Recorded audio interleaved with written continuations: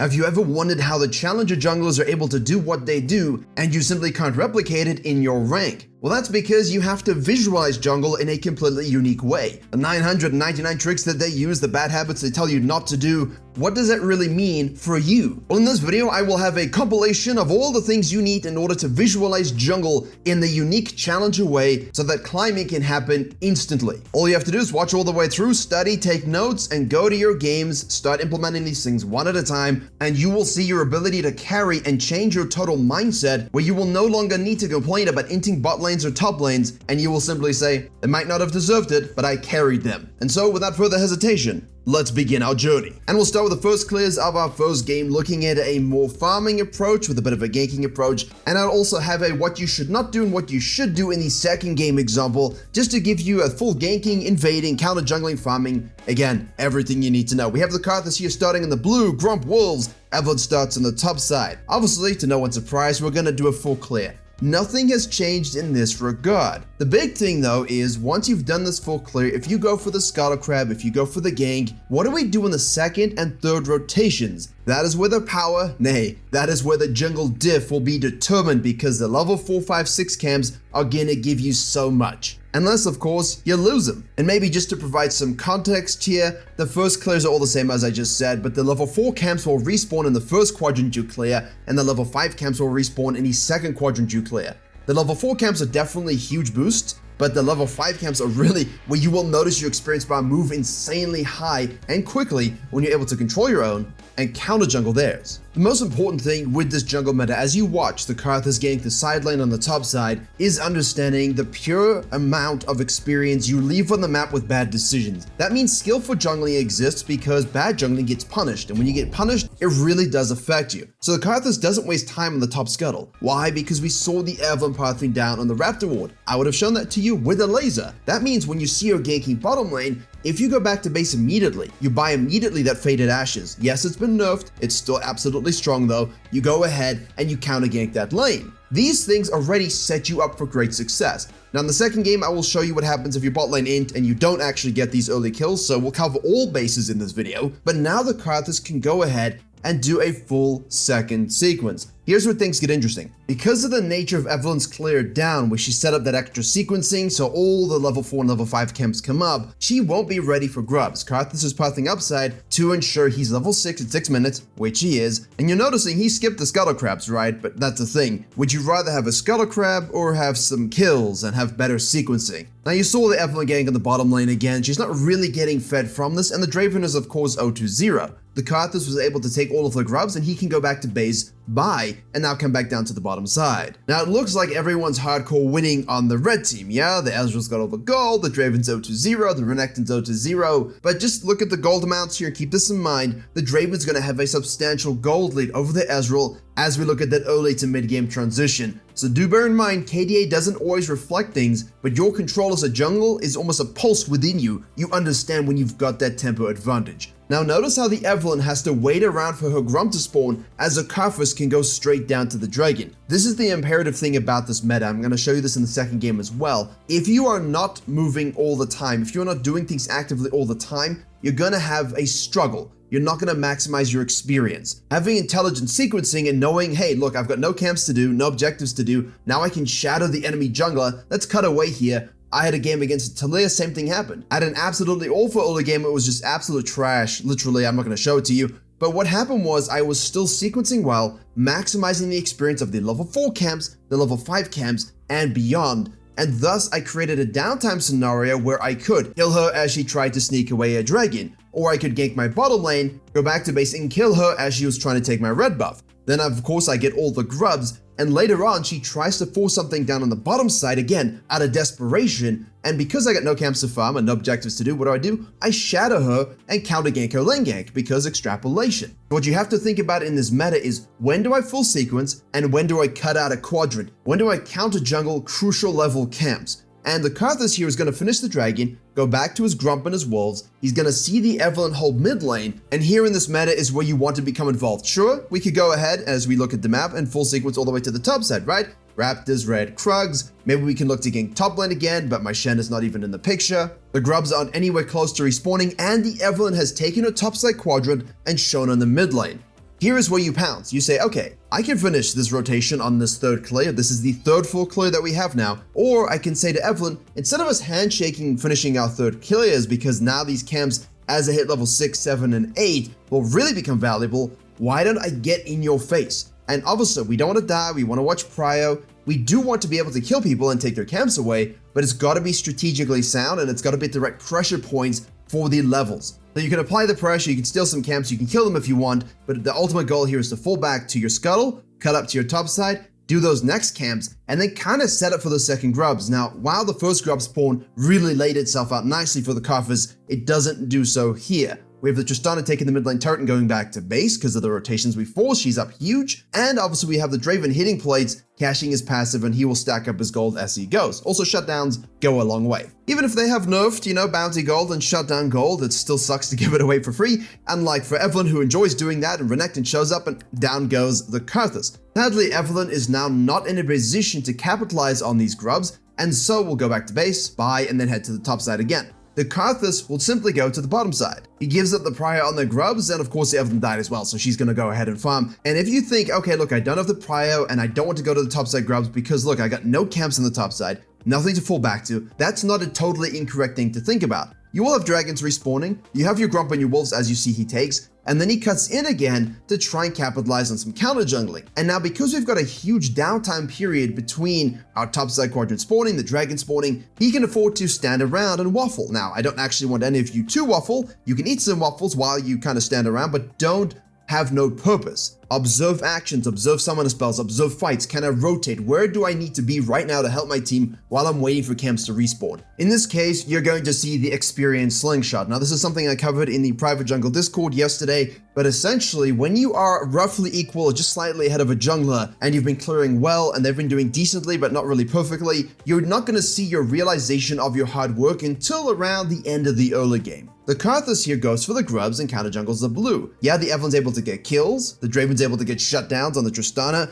You can't control that, and I'm really a big fan of honestly sacrificing teammates in these kind of moments. I don't like to just let them die, but I'm not going to wander down there when there's 1 trillion experience points and golds left on the map, and I can't even help them properly, okay? So we look to dive top lane, nothing, go back to base. We see our team doing the dragon after the shenanigans on the bottom lane. If you need to rotate to smite, do it. The whole goal is full blue side quadrant and dragon, play it as you need to. And because of the last couple of minutes of sequencing and the way we played the game, and I recommend everyone who's a farming jungler play like this, look at the CS now, 90 to 130 almost, basically a 40 CS gap, 2-level lead, multiple objective control, and as we cross over to 40 minutes, usually over 6k, which is a Virkayu carry metric that you need to control your games, and that doesn't really change anywhere in any meta, that's just about how we get that gold and experience. And now I didn't really talk about the Evelyn in this video, I focused on the Karthus, and while we focused on when she was doing certain things and we were watching her, I advise you to even go back and just skim through again the first game here. What was the Evelyn doing while we were talking about the Karthus? Why is she down such big CS? How is she already down 20 early on? However, the big difference here about the carry metrics as you watch some of the gameplay out here is the Karthus was level 11 at 40 minutes,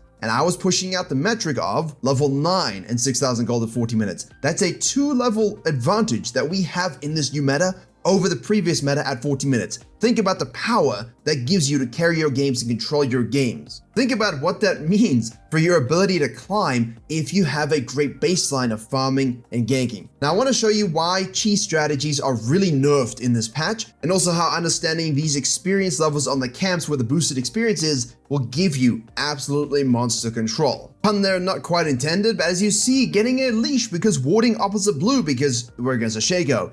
This is great when you're farming jungler. You're gonna have your Xin Shaos, your Shakers, your Kindreds, your Jarvans, all try desperate pleas to shut you down. So as always, when you are this kind of jungler thriving in this meta, make sure even with Faded Ashes being nerfed, that you ward your opposite buff and you try a reverse clear. And this is where the big brain is gonna come in, so stick with me. The way I'm gonna phrase this now will change the way you think about these clears and their timings. We have the Shaco obviously show up as I'm already on the Grump. Because I have the ward, I can see him. We finish off the smite on our Grump because we saved it. We got the leash, which allowed him to know, hey, the Zyra's starting on the bottom side. I don't need a leash on Zyra, but because I ward, I'm late for my plant setup, and thus I want the Shaker to know, listen, invade me please. Please invade me. And when he does, all you gotta do is hit your damage, hit an auto attack to have the red buff reveal where the guy is. Your teammates rotate, and they do in basically most MMRs now, so don't come at me with that nonsense. and he dies. Here's the technology that you want to know. We're going to go ahead and do Wolves, Raptors, Krugs. Yes, the Shaker is going to respawn and most likely go to the bottom side. We press tab, we know we had 8 CS. Also, if he's invading that soon, he must have not done the full quadrant.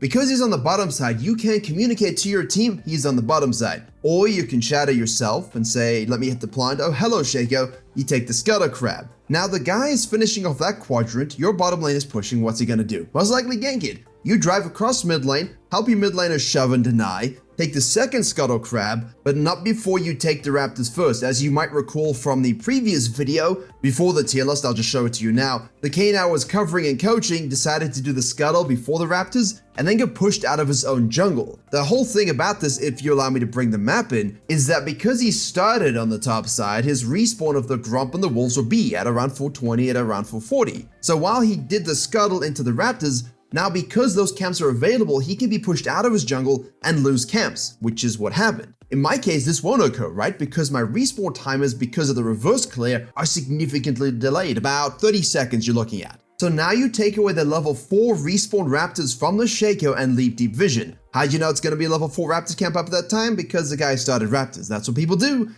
that's why you want to use a Raptor ward on first rotation, to track this stuff. Now you can fall back to your Gromp and your Wolves. Why do we do this so quickly and deliberately? Because these respawn camps, my friends, from the reverse clear are level 5. When you take them delayed on a reverse clear, they're not level 4, they're level 5. And yes, that means the next camps you have on the Raptors and the Krugs, they will also be level 5. So even if you are a full clearing jungler, if you do it quickly, I advise you to actually reverse clear, because the second spawn of your camps will all be level 5, a huge amount more experience for you to use. Now, of course, it's not magical and it's not that dynamic, it's not gonna alter the universe, but I kind of like having extra experience here, especially if it allows me to mislead, especially if it allows me still the opportunity to counter jungle because my timers are distorted and I'm not under the threat of counter jungling. There's not a lot of downside here. Now, you could keep going, but at this stage, I've been out a while. I want to go get Faded Ashes. And you're watching with your F keys the Shaco getting top lane, get super low. All right, let's go ahead and snack away those free grubs. But for Virkayu, aren't you leaving your level 5 camps on the bottom side of the map with the respawn of your red? Yeah, but remember, I'm the one that took the Raptors, so I know that they're gonna respawn, and the red's gonna respawn, and his Krug's gonna respawn. And I know they're gonna respawn at level 6, and those camps I have on the bottom side, they're level 5. And all of a sudden, you're wondering, yeah, but can't the Shaco just counter jungle? Well, no, that's why you have a control ward, that's why you track well, that's why you also have a scanner. And I also knew he was going to go to the bottom side because he had just lost his top side camps to me and himself. And so even though he was low and had to go back to base, there's nothing up here. Now by counter jungling this way, obviously you can look to dive the top lane, gank the top lane as well. Or if you're really focusing on just experience domination, track the CS advantage here, take your top side camps because they also respawned now and they're at, guess what, level 6. Of course, this nice full rotation down when you see the Shaco means that you will get a lot of experience here, but the Shaco will be forced into action and he will invariably get some ganks off. So he's able to go to a fight in the bottom side, the Ryze shows up. Don't actually go ahead and rotate here, just take the Krugs and hold the bottom wave. There's not much you can do to save your team when they just don't respect the Shaco, but also it's not really their fault, you know, like they need to play the game, they need to trade, they need to push, and you're all farming and counter jungling, that's great. But you've put a rat in a box, and sometimes your ADCs, because of their lower IQ, will stick their hand inside.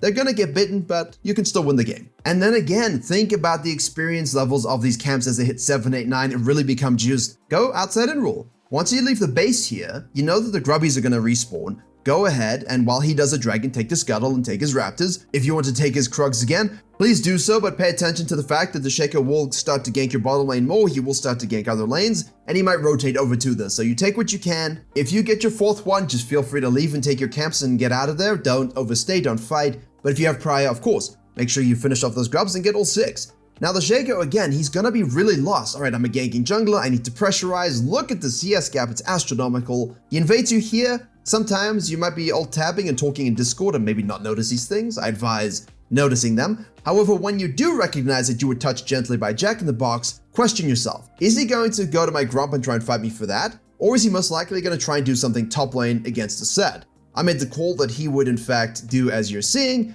and what happens is a lot of disgustingness and damage and a lot of things with plates, and basically that wraps up a lot of the early game here. Now with this playstyle, you're going a lot more for jungle denial against cheeses, against gankers, and you're forcing them into a place where they're not really sure what to do. The other side of the coin is that they get a lot more fed from your bottom lane, and even though the guy is higher KP, let's fast forward to a little bit later in the game. We don't have the 6k gold, we have around 5.5k at 14, we're level 10, almost level 11, not quite the same as a Karthus. So I would advise you in these regards to try and look a bit more for some ganks. Obviously, I like to test things and play styles and everything so I can bring the information to you. However, the Karthus gameplay here is a great example of fusing the ganking, the counter jungling pressure, and your farming against other farming junglers. And in this case, I love that you can get these huge leads over junglers who cheese and gank just by understanding experience maximization. So whether you are a ganking jungler or a farming jungler or any jungler, you're going to want to listen to how to actually maximize your experience. So obviously, you can start solo on your buff, on your red, and you can do whatever sequencing you like. The idea is though to ensure if you go red, Krugs, Raptors, you then do Wolves, Grand Blue, you want to set up all those camps to spawn in order. So don't create any delays in your sequencing when you want to fast level 6. And obviously you can start on your Raptors and go to Krugs, into red, and then also path to the top side and do the same thing. You can start on your blue and go Gromp, Wolves, Raptors, Krugs, red as well to maximize that sequencing. That is of course a possibility, but how fast are you realistically looking to get level 6? Let's take a look at a more regular example. We'll use a Lilia here. Raptors, Krugs, red, Wolves, Gromp, blue, goes and does a Scuttle Crab, goes back to base, and here's where things get really interesting. If we stop here after she does Scuttle, in another scenario, we look at this Evelynn, you can then go up and do your Raptors and Krugs, and potentially, if the enemy jungler is bad, get a double Scuttle. That is a huge boost of experience. The Evelynn then goes back to base, does Gromp Wolves, is almost level 6, and then is forced to do one singular Scuttle to get herself level 6. That is around the mid-level 6s with 0 ganking pressure, 0 lane absorption of experience, 0 kills. That is a lot to ask because you're unlikely to get away with a double Scuttle. You're going to be forced to do another camp in the meantime. And if we jump back to the Lilia example, you will see exactly that. Because she started on Raptors and doesn't stay out like the Evelynn, she now goes to her Raptors. She wants to go to her Krugs afterwards, but sees some action top lane. She shows up, does her thing, and then goes and does the Krugs. Now she can go to the bottom side of the map. Again, she is forced to compromise her sequencing to rotate to environments where there's fights and skirmishes. Now you'll notice, once she does all the killing, there we go, falls back to the Gromp. So, she has effectively done a first clear plus Scuttle and a second full clear, right? But she still needs that singular grub to get level 6. Fortunately, the Raptors respawn because she has that on cooldown, and now at 7 minutes, she is level 6. So when we talk about jungle routes, this is exactly what we're talking about. How can I structure not only my first sequence, but my second sequence to get level 6 as fast as possible? What options do I have as a jungler in this new meta to invade, to gank, to counter jungle that allow me to maximize this time? Let me show you 2 examples where I was able to get a 6 minute 10, 6 minute 13 level 6 in 2 different environments. The best way is always to go through Virkayu.gg. Not only do I have a free jungle improvement resource, I also have a dedicated program with jungle video courses, jungle coaching, coaching classes, a jungle VOD library, special weekly content you'll see nowhere else, as well as all of this hosted in a private jungle Discord. And if there is one thing I'm good at, it's making junglers go from low elo to high elo, as seen by the great number of success stories from the end of last season and already the beginning of season 14. So to climb faster than everybody you know and to jungle diff every game you play, head to Virkayu.gg or click the link in the description below. Now, let me show you here how we can do this with 2 farming junglers and show you that when you don't understand that the jungle route extends beyond the first clear, how it can straight up lose you games. I start on the bottom side, I sequence all the way to the top side. I can gank the top lane, grab a free kill, and take a Scuttle Crab. Basic stuff. The Fiddlesticks tries to do the same thing, but he's slow and he isn't able to do it. I die mid because I'm old and an idiot, and I apologize for you having to witness his death. It's on my clock as well as my conscience. Trust me, I go to sleep every night and think about this. I respawn. Now what do? Well, I'm against another jungler, and you know, my bot lane are kind of weird, so why don't I just go ahead and, you know, do the Krugs, Raptors, Wolves, Gromp, and then gank top lane yet again. We don't get a kill, but of course I get free pressure, and because I know the enemy jungler is sequencing down, that is, my friends, a free singular grub, which gives me level 6 at 6 minutes 13. You freeze frame here, and if you were paying attention to what the Fiddle did, he decided to not finish his second full sequence and cut him for the dragon. When you're doing the dragon, it takes so long and you're getting 0 experience. I'm going to show you another example of this in a second, but now the guy knows I'm on the grubs,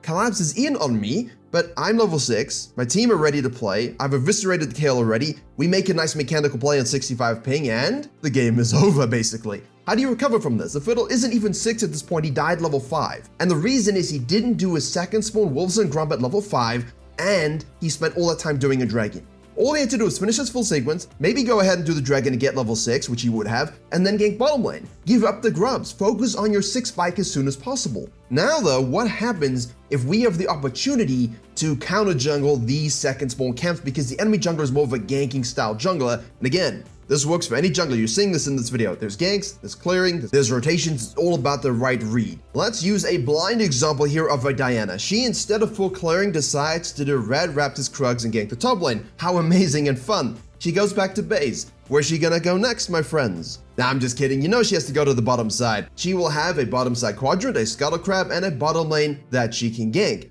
All of this sounds great. So she does exactly that. The blue side, the Scuttle Crab, the bottom lane gank. 3-0-0. I've blurred out everything else so you're completely blind to what's going on. All of a sudden, the jungler shows up on the top side again. No Krugs, no Raptors. Remember, the respawn of these first camps that you did are gonna be level 4. The respawn of the camps on the bottom side, if you do a full clear, are gonna be level 5. All of a sudden, the Diana has lost her level 4 camps. How can she get level 6 quickly if she's been counter jungled so? The problem is, because her bottom side camps are gonna spawn way later than they normally would, because she based after ganking top lane, now there's really not much that she can do as a level 4 jungler. She is compromised versus a full clearing jungle root jungler who's now demolishing her. Let's swap over back to the other side, and again, of course it's me, so I'm using the Zyra. You can use any champion you like, it doesn't really matter. You full clear up, you see the Diana do her gank, you're like, oh my god, why is she doing that? But then you get the free Scuttle Crab, maybe you can gank the mid lane a little bit, and then you go ahead and ward deep on the Raptor Pit. Now at this point, the Diana sees you, so the Diana knows what's going on.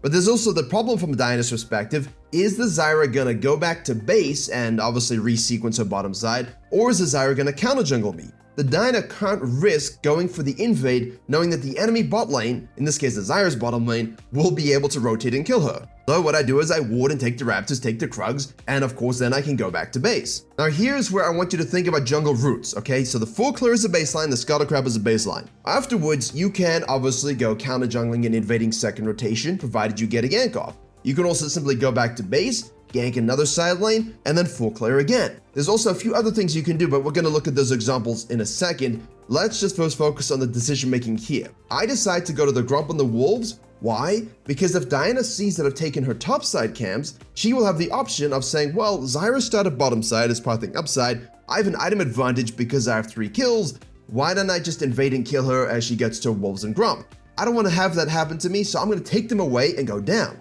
What this does is forces the Diana into a position where she has to counter jungle me if she doesn't invade me. But that is the dumbest decision, because if I just dump my Krugs and Raptors and gone up as per normal, then she would have nothing to do here except gank my bottom lane. So I'm covering for my bottom lane, I'm protecting myself against potential invades, and when she shows up, she can righteously be killed. Now, that flash we can ignore. I'm usually a 9 to 14 ping, and I was in 65 this weekend. I don't know why, but trust me, when you go from 9 to 65, it's a big shift in your reality. Please keep that in mind for any sort of weird footage you might see in this video. Regardless, that kill and this sequencing enables a 6 minutes 12 level 6 spike. That is a very fast level 6. About the same as the clear we just did before this one. So in this last scenario, right, I still get that 6 minute 12 level 6, but it included counter jungling the Diana and making her down 2 levels because she made bad timing plays. That's why it's the most important thing in this meta when you're full clearing in the first rotation, that you understand your jungle route does not change in terms of the second and the third rotations. That's when you get an early level 6. You're setting yourself up with the first clear to slingshot everybody else. You can see from the Zac example as well, very much like the Lilia.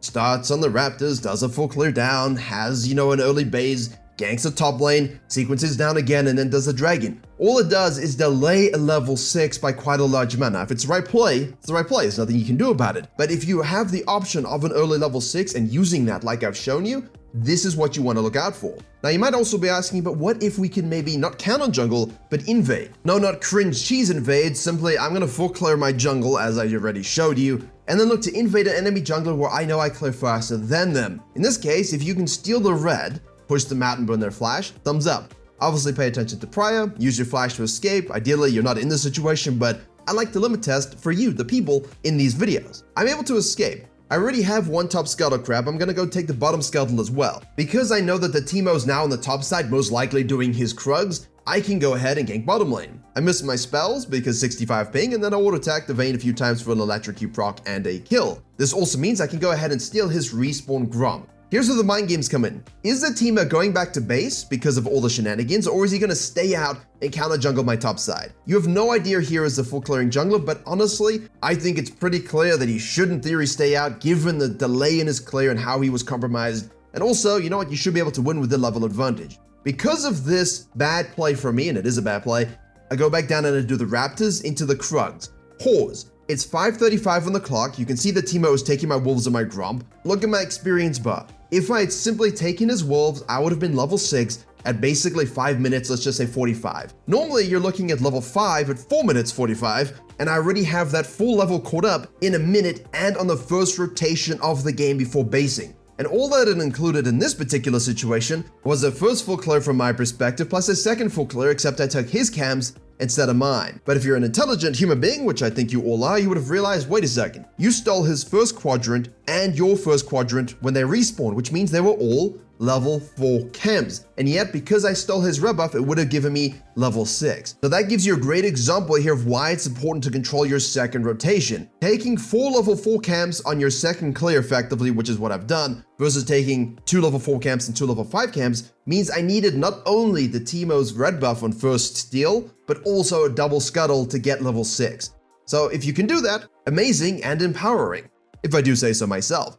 You will not get an early level 6 if you gank too much. You will not get an early level 6 if you do not at least get 1 full clear and then your second rotation of camps, plus a good gank, 1 singular grub, and at least a scuttle. You have to understand that this experience you gain from ganking needs to be melded and welded to your camp sequencing. Every time the Lilia or the Zac in this video decided to compromise their sequencing to rotate to a play, the right decision, they were delayed by their level 6 by another 10 to 15 seconds. What this means is for you, to get a fast level 6, you absolutely have to understand the 80% rotational rule. Is there a high probability I can get to this kill, get to my laner, save their lives, and have a good play that gets me something?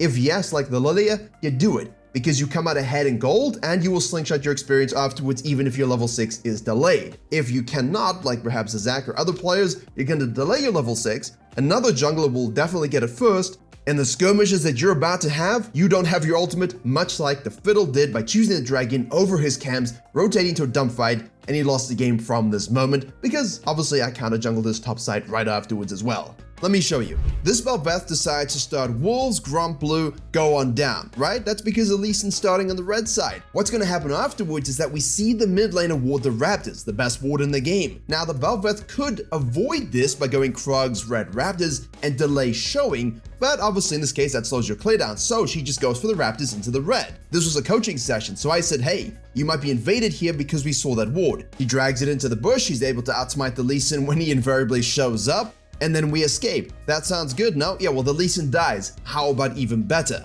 This is the thing about this scenario. Right after you do this and you go do Krugs, we have to think about, all right, the Lee Sin now made an aggressive mistake and died. How do I maximize my experience? Well, first and foremost, you need to have much more precise and brutally efficient base timers. If your tracking is on point and you see the Lee Sin with 16 CS, you know the guy is gonna come back down for his blue and gromp. You know that the enemy bottom lane now has positional prio. And you know that if you go for the Scuttle Crab, you will be collapsed upon because when you ran away, you saw the ward get placed. So simply put, all you gotta do is go back to base. Now you can control the top side very easily and basically predict where Lee Sin's gonna be. This right here, this waffling, this fighting that you're watching, no one dies, but no one's getting experience. You're not maximizing it. And I think you understand that at this stage, the top side camps have respawned, right? The Grump and the Wolves, they will be level 4. The first 2 camps that you do after a buff or, when you start in them will be level 4.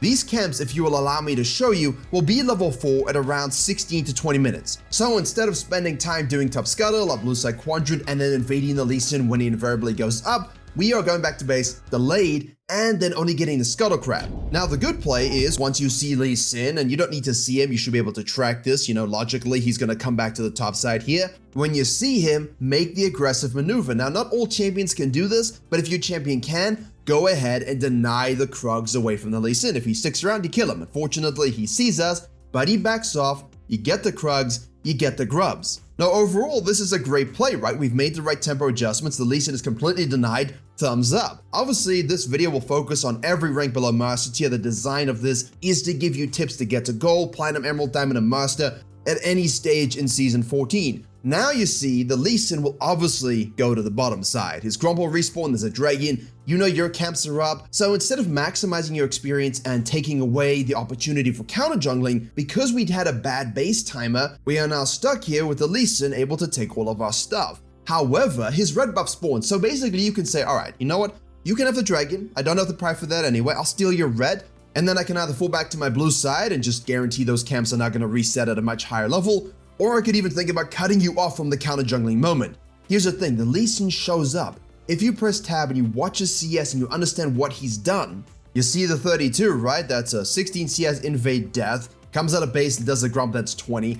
Obviously he then has his blue, you took the scuttle, you got a double scuttle, he gets 28 on his raptors, you push him out of the Krug zone, and then he comes out of base, does his Grump, shows up bottom lane on the tri-ward. Okay, I know that this guy will have a respawn of the wolf shortly, he has a dragon available, I'm in total control here. However, what this Bel'Veth does is then go top lane to try gank an Akali up 2 levels, and you burn her ult, but it's still an Akali, it's a low ganking probability of success, and then goes back to base on vision. So instead of basing properly, instead of thinking more about the enemy jungler and keeping that denial going, we make a really bad ganking assessment. And that's the third thing here. Stop hyper-focusing on which lanes you think you must gank, and then instead focus on what the enemy jungler is doing and look to gank around those tempos. If you came into the game thinking, I need to gank top lane 1,000 times, I'd say, well, okay, that's a nice notion, but if it's an Akali, why? And 2, if the map dictates that you need to be somewhere else, you need to be somewhere else. You might have better win conditions and better opportunities elsewhere. Now, you might not think this is so good, but the problem is, it could be so much worse. You gotta fix these mistakes, because the blue side quadrant might be all you have. If the Lee Sin did his job and just didn't do the dragon and you have no vision, you should have and could have lost your entire red side. As you would have seen, the Lee Sin is not so good either and wasn't tracking or extrapolating, and he didn't even know his red was gone, which is a bit tragic. I mean, you should know better in this D2 range. However, what this does allow is the Lee Sin to rinse all his camps, maximize his experience in a losing scenario,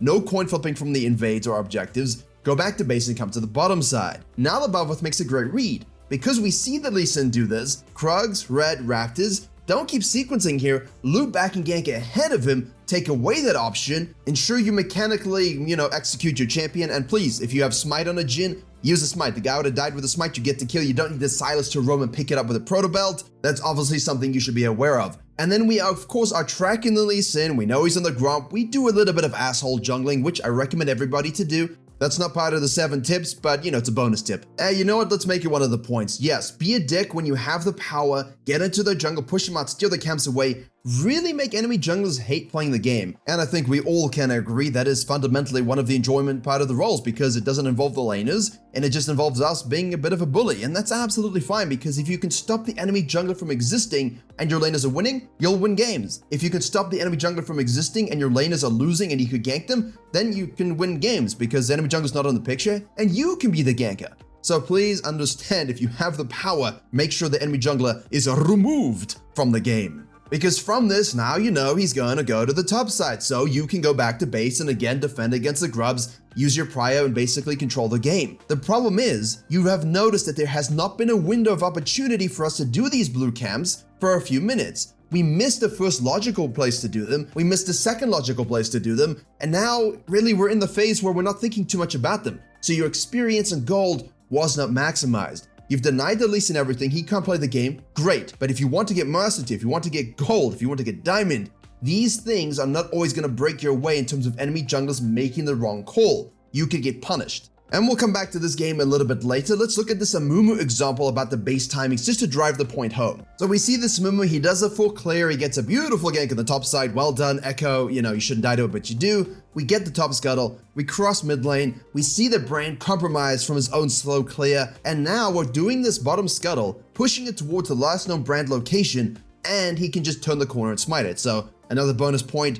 If you know the guy's there and you know he can do that, why not just push it to the lane where you have prio, and he has to walk up a long way to steal it, and if he does, he will die, but he won't get it in the first place, so it's irrelevant. Now you decide to do your Grump on your wolves. This is sound. Stop. You have to go back to base at this stage. It's a long first sequence. You're sitting pretty on 36 CS. It should be 40 CS already, which is quite outrageous. And you go back to base with maximum gold. Now you can go topside for the respawn of your Raptors, your Krugs, repeat ganks in top lane, you know the brand should be sequencing down, and if he isn't, you will punish him, but that's where the grubs are gonna be. The problem with staying out here, as you see, is the Echo does a roaming collapse on your Raptors. This is not something you can call or predict. It doesn't really matter. It happens, it sucks, you just get your Raptors, you go to your Krugs. The problem with not basing after Wolves is that now when you want to gank this top side again at a primed level 6, you know Brand's gonna be in the vicinity and probably think about cutting up for the grubs. But when you want to go for this fight now, you're gonna have 2,000 gold unspent. You're gonna have 2,000 gold that isn't effectively in your team's pocket or in your pocket. And what follows is you go all in on the Brand when you see him, you think you can kill him, everybody else rotates,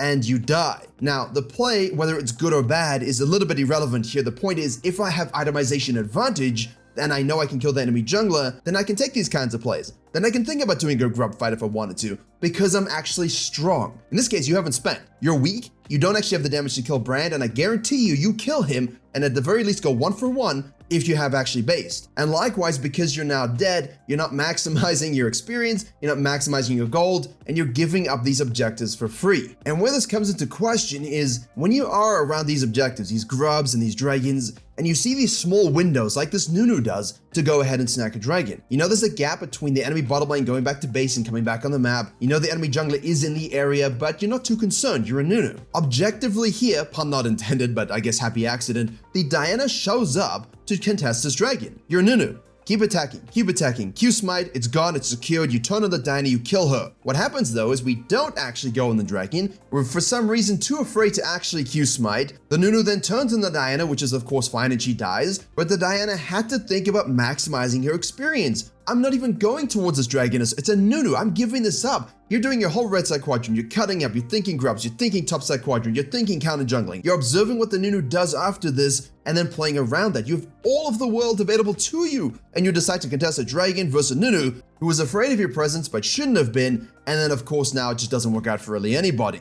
Later on in this game, the same thing kind of happens. There's a whole grouping of champions and everything around this dragon, and again, this is actually the same dragon, that's my whole point. That should have been a free dragon for Nunu, wasted time for the Diana, and the Nunu should have been able to then control the top side. Instead though, because that dragon wasn't taken and that fight devolved into a bit of a fiesta, we're now back here a few minutes later, and the Nunu just decides to start doing it when everybody's here and we actually need to fight first. And if you see the fight go badly, or if you see a situation where it's like, you know what, this is just gone, I shouldn't even be here, leave. The sooner you leave away from these objectives, the sooner you just take your bottom side camps and bounce to the top side, the better you will be in terms of controlling games. The faster you will be at counter jungling, at diving other laners, at splitting the map in a better way. Now, before we talk about the 6th and 7th thing here, which are very, very important, and we'll see how the Bel'Veth, or if the Bel'Veth was able to control the Lee Sin further, and maybe if the Mumu had the ability to solo carry this game while building a little bit wonky, we need to talk about thinking about rewarding yourself with camps, a concept I started pushing many years ago when we had a more farming-based meta, but it definitely still works now, using those camps as a reward for doing something good on the map. However, we had a great example in this coaching session with this Kayn, who, didn't fully use the outside-in rule of taking things furthest away from his jungle and then, of course, falling back to it. Instead, he had a double scuttle opportunity, but instead of doing the Raptors first into the scuttle into his blue side, he did the scuttle and then the Raptors, and then he got pushed out of his own jungle. Kind of a tragic situation if you ask me, but hey, that's within our control. The problem was then he felt desperate in other games to maybe go for a gank and then fall back to his camps because he thought, hey, I need to reward myself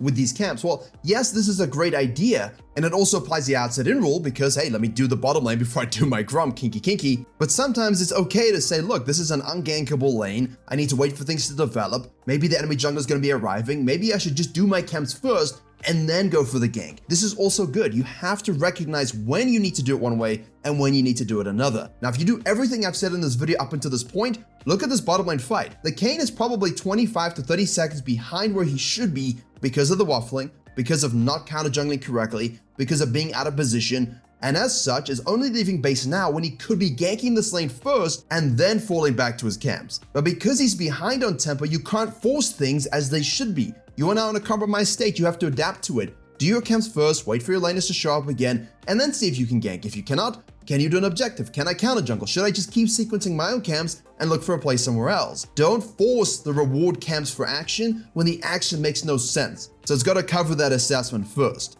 And finally, the Killer Instinct versus the chill, not winning, doing the Krugs moment. Let's have a look here at the Bel'Veth game. All you're gonna see is a bit of a speed up, where we do not take all our camps, we siege mid lane against a Ziggs-based composition, we have a huge lead overall, the Lee Sin is nothing. Why are we sitting here at around 19-20 minutes, whatever it might be on the clock on the screen for you right now, doing nothing, looking and probing? Maybe, hey, we killed the Lee Sin, fantastic, but what do we get from it? Are we in his jungle again? What do we get for it? There's Killer Instinct and there's fake Killer Instinct, all right? When you're actually not pushing the map and you're letting them farm up and stall and wait for inhibitors to, come up and go down so they can farm the supers, these things matter. So what the Bel'Veth should be doing is saying, guys, look, I'm gonna stop sieging here and kind of drooling around nothing. I'm gonna go split, let my other laner split as well. We'll do a 1-3-1, apply pressure to the base. It will force a rotation, and oh, look at that, the mid lane has fallen. Now we can kill, now we can kill, now we can Baron, now we can end. Literally, that's it. The Killer Instinct here was, all right, guys, we're winning, let's take mid. That's the nice way to do things. That's the,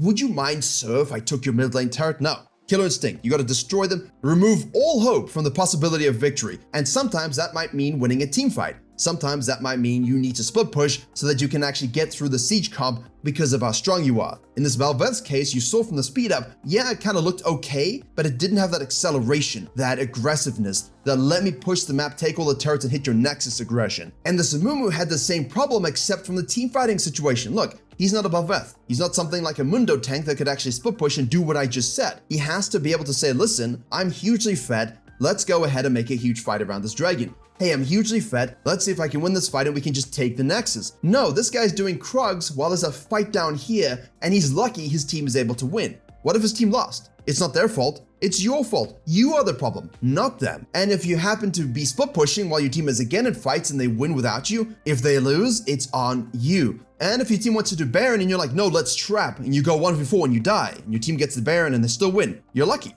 very lucky. This Amumu cashed all of his luck for the week in this game because he lacked the Killer Instinct to say, all right, we win the fight, let's go. The Bel'Veth was the same thing. So your pressure points in terms of having that Killer Instinct will either be macro-based or it will be teamfight-based. It will rarely be, let me sit in your jungle and smoke a joint while doing absolutely nothing based, because that's what allows stalling, shutdowns, and comebacks to happen. Ultimately, what you're really looking for here is how do I dominate the game in such a way that none of these things are even a question mark? How are you in every situation? And you shrug and you say, you know what? I'm just the jungle diff. So as we've already started our first clears, as you would have seen, we're going to start off with a Vi game because she doesn't have the innate everywhere-ness of like a Hecarim and a Karthus and a Warwick. But we will also look at a Hecarim video in the second game just to show you, hey, you can still be everywhere even if you make a few mistakes early. An important concept. The Vi here does what I think everyone understands you need to do. Cut out your first clear, make an aggressive play. Now, if your first clear is getting onto the map before the enemy jungler, as we look at the digital animations, then yes, that's absolutely fine because you have the clear tempo advantage. The thing is, the Vi got a leash. Never get a leash in 2024. The second thing is, if you do not clear faster than the enemy jungler, but you do beat them early,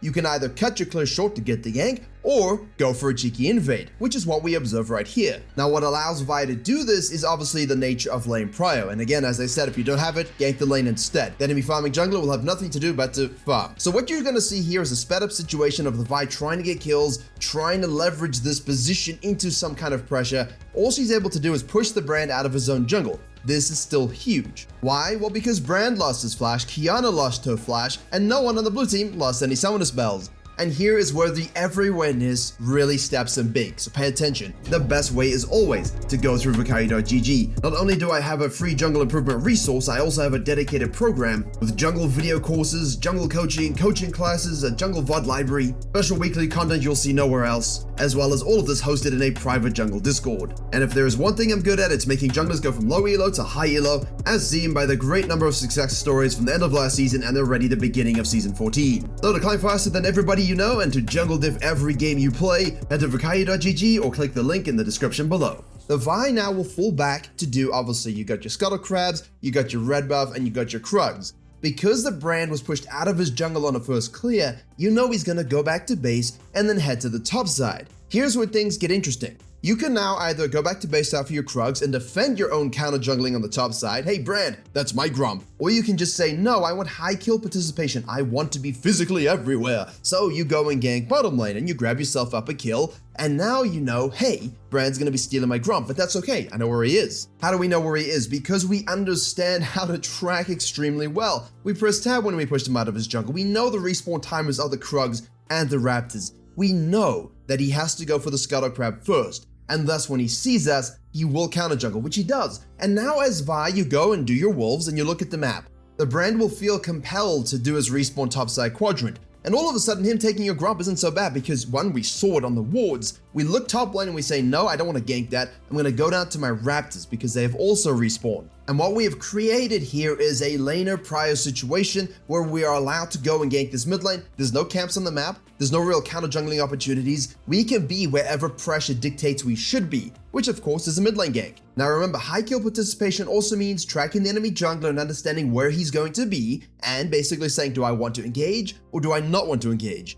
In this situation, no prior bot lane. We know the Brand is sequenced down in that particular direction. So if you're in Vi's situation and you value those grubs more, which you should, go ahead and snack them up. Here's the thing, because Brand takes the dragon, he has no idea about your second spawn, second rotation, third rotation sequencing because of all the aggressive plays we made. We can go ahead and steal his red while he recalls. Then we can retract into our blue side jungle, unless you are using your F keys to look mid lane and say, hey, that wave is gonna crash. Hey, I have my ultimate, and because I'm still technically a really sick spiking jungler, I should play around that ultimate cooldown. And again, I know Brand has no camps on the bottom side. I know he just took the dragon. He has to reset top side. So that's absolutely a free kill for you as Vi as well. Now, as you see, Brand will obviously is spot on an award from the blue team. Will go and try and counter jungle the Vi while she's busy going down there and resetting. Here's the thing about being everywhere. You have to know when, okay, I'm gonna allow the counter jungling and I'm gonna gank a lane, or two, hey, I'm gonna go back to base and try and cut it off. But also being everywhere means having a strong control of the 80-20 rule.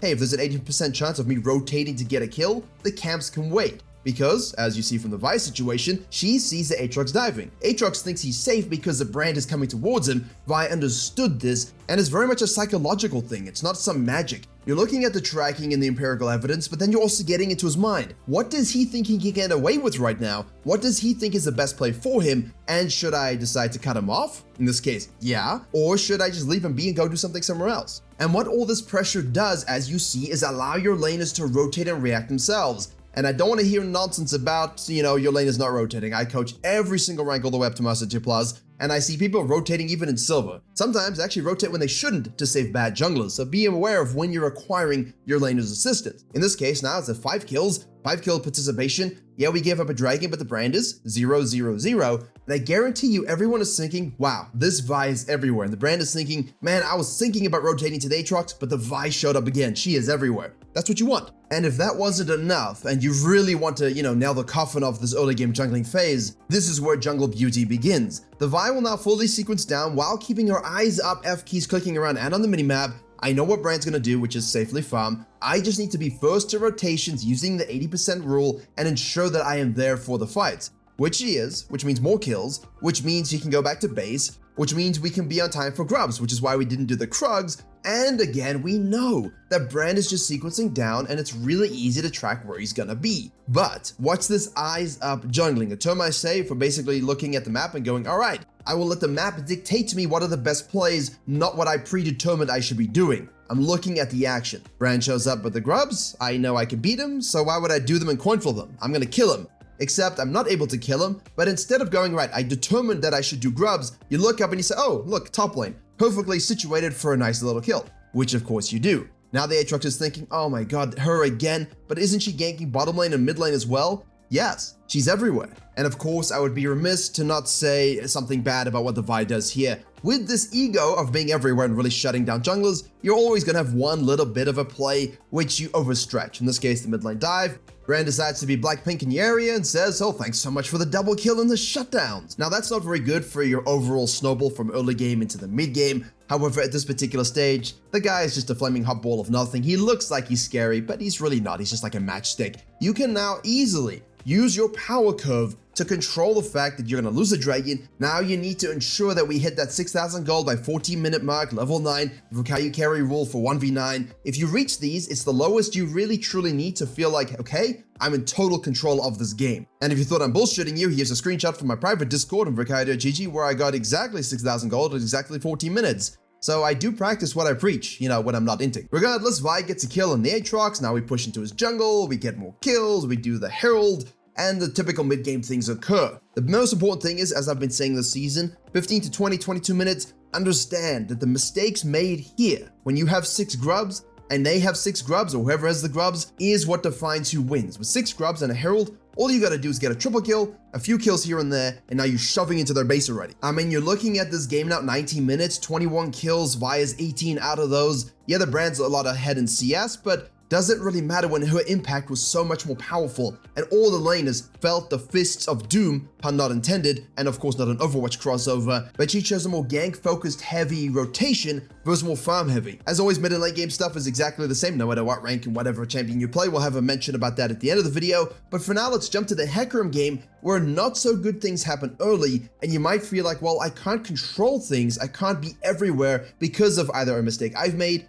a cheap strategy that's, you know, come up in my face. Again, not a pun, goodness gracious. And I'm just struggling to see what the jungle pathways look like to victory. So we have a late invade, as you have seen, with the Hecarim doing the red side quadrant and falling back to his blue side. Let's just bring out the map quickly because you fully understand from all my videos over the years why I'm not always a fan of these late invades, especially if you get detected. However, the Sejuani is mid lane prior. So what she's able to do is basically, even though she's seen, cut down and go across to the red side quadrant to try and steal the Hecarim's camps. The Hecarim here, if you wanted to do this properly, should have thought more about actually cutting across mid lane to protect that side, making it really difficult for Sejuani to go into his blue side jungle because you just got red raptors and you defend that side. You also don't have the coin flip of bottom lane rotations and mid lane prio scenarios. However, that's not really what Hecarim wants to do, right? So obviously this is less good for him in terms of a clear, and as such, you see Sejuani does Fiesta, Hecarim does Fiesta, all the laners rotate Fiesta, and it's amazing what happens in challenger level games. It looks just like your silver games sometimes, but that's part of the fun. However, as Hecarim now, how can I recalibrate and be everywhere to deny Sejuani any opportunity to gank and control this game as the freshly buffed tank pig of choice? Much like our Vi example, instigate a bit of pressure and confusion into the tracking of the enemy jungler. Well, them tracking you. You tracking them should be really easy. You decide to, instead of going for scuttle crabs and controlling your own quadrant, you know that Sejuani will be more obsessed about her own bottom side camps given she knows exactly when they're respawned and there's a bottom scuttle. So he cuts across, using Fog of War, steals raptors, watches the gank mid lane, falls back to the scuttle crab, and then to his blue side. I call this the outside in rule, where you choose to do something as far away from your home base as possible and then do all the things falling back in. This is important because if you did the scuttle first and your blue first, guess what? Sejuani would meet you on the raptors and you wouldn't have so much fun, would you? No, you wouldn't. So this outside in rule saves lives, honestly. I made a video about it many years ago and I still use the principle today. Use it. Now logically, Sejuani might expect that the Hecarim is also stealing her Krugs, but he didn't greed, he just fell back to his quadrant. Now you know Sejuani's on the top side through observation and tracking. Again, like with the Vi example, what can we do? Get ahead of what they want to accomplish. Don't stick around and go to the bottom side. Don't wait for the respawn of your camps. Gank top lane. Now, even if it works out, it doesn't work out, obviously make good ganking assessments, understand when you can and cannot gank. Fall back to your camps. Now, here's the thing about farming junglers doing this style versus being like the Vi jungler. You're gonna be pressured a little bit by the Sejuanis and the Akalis, and your biggest tip here to be everywhere doesn't necessarily mean being seen all the time. Control your camps first and foremost, and yes, you might lose a few camps yourself, but that's okay as long as you understand bending but not breaking. The brand last game, he bent and he broke, which is weird because, you know, he's fire. We circled back for grubs, we gave up a dragon, who cares, get 6, and now it's time to become high kill participation machine turbo astro gankathon. Double kill bottom lane, don't mind if I do. Sejuani's a little bit behind the peak tempo at this particular stage, and now, because we're tracking, obviously always pressing tab, what was your CS the last time I saw you, what's the CS now, can I understand what you did in the meantime? You go back to base, you go top side. If the idea is to counter jungle and dive top lane, if the idea is to counter jungle and gank mid lane, if it's just to gank mid lane, it doesn't matter. The point is, we know Sejuani will be arriving, let's try and make a play. Unfortunately, this doesn't work out perfectly for the Sylas, and this is when he does a great job counter ganking, but the Hecarim does what he does best, helicopter some ass. What is wrong with me today? And the Akali goes ahead and dies. surprise. But now we see a fight, we observe a fight, the supports are roaming. Again, 80% rule, can I rotate, can I not? Should I try and save the soul of my teammate, or should I be the Batman who laughs and just enjoy the chaos? I'd say it's up to you, but if you want to be the everywhere jungle diff, you kind of have to be alive. So, leave the situation, give up your shit on the bottom side, go to the top side, take some more camps. Farm until your ult's up, and then commit your ult upon the sin that is known as a Kali champion design. And much like the Vi, commit a sin of your own. In this particular case, if we were tracking so damn well, which of course I think we were, and then you go ahead and do the grubs without thinking, hey, Sejuani can kill me, yeah, it's not so good. You should probably understand when not to do grubs. But hey, we die, it happens. All that means is I've ganked bottom lane, I've ganked mid lane, and that leaves me, I think that's all the lanes. Oh, top lane exists, of course. I have ganked it once, but we didn't get kills, so let's go do that. And much like Divide, this is where the moment arrives. The being everywhere that truly irritates laners, that truly irritates enemy junglers who don't understand the difference between 95 fuel and race fuel. Go ahead after top lane, you see mid lane pushing. Do gank this, please. Use your ultimate again if you have it. Go and kill the mid laner. Sejuani shows up again with help from her team. She's rushing who the hell knows what itemization, but you go ahead and you say 80% rule. I don't think that's true. It's better for me to farm my camps. The Jace is gonna show back top lane again with TP, so you kill him again. Sometimes all you're doing is farming, playing around your ult, farming and counter jungling, playing around your ult, until such moment that the enemy jungler feels a little bit behind in some ways and forces a few things, and you just give them up until you find the moment where you can go 1 kill, 2 kill, 3 kills more. 1 play, 2 play, the turret will fall. You steal the Krugs, and now again, go back to base. The reason why this kind of video, whenever I make it over the years, is a really fast-paced one, is because I'm trying to get you into the idea of understanding quick decision flow. All right, something happened? I don't think A is a good choice, I'm going with B. All right, A is a good choice, but after that, I think I'm gonna jump to C. You always have to be ready to quickly adapt. And that is a difficult skill, and this is not an easy way to jungle. That's why we use high elo for this, but it's something for you to emulate in terms of understanding high KP, farming rotations, risk assessment, objective control, and making sure the enemy jungler has a miserable time. And after Hecarim rotates to the bottom lane and again ensures misery was had, we look at the gold amounts. Hecarim has 7.4k gold at 14 minutes and is level 9 as expected, but the Sejuani is only at 5.4k gold. It's a 2,000 gold difference, massive. And that's just the understanding of 80% rule, giving things up,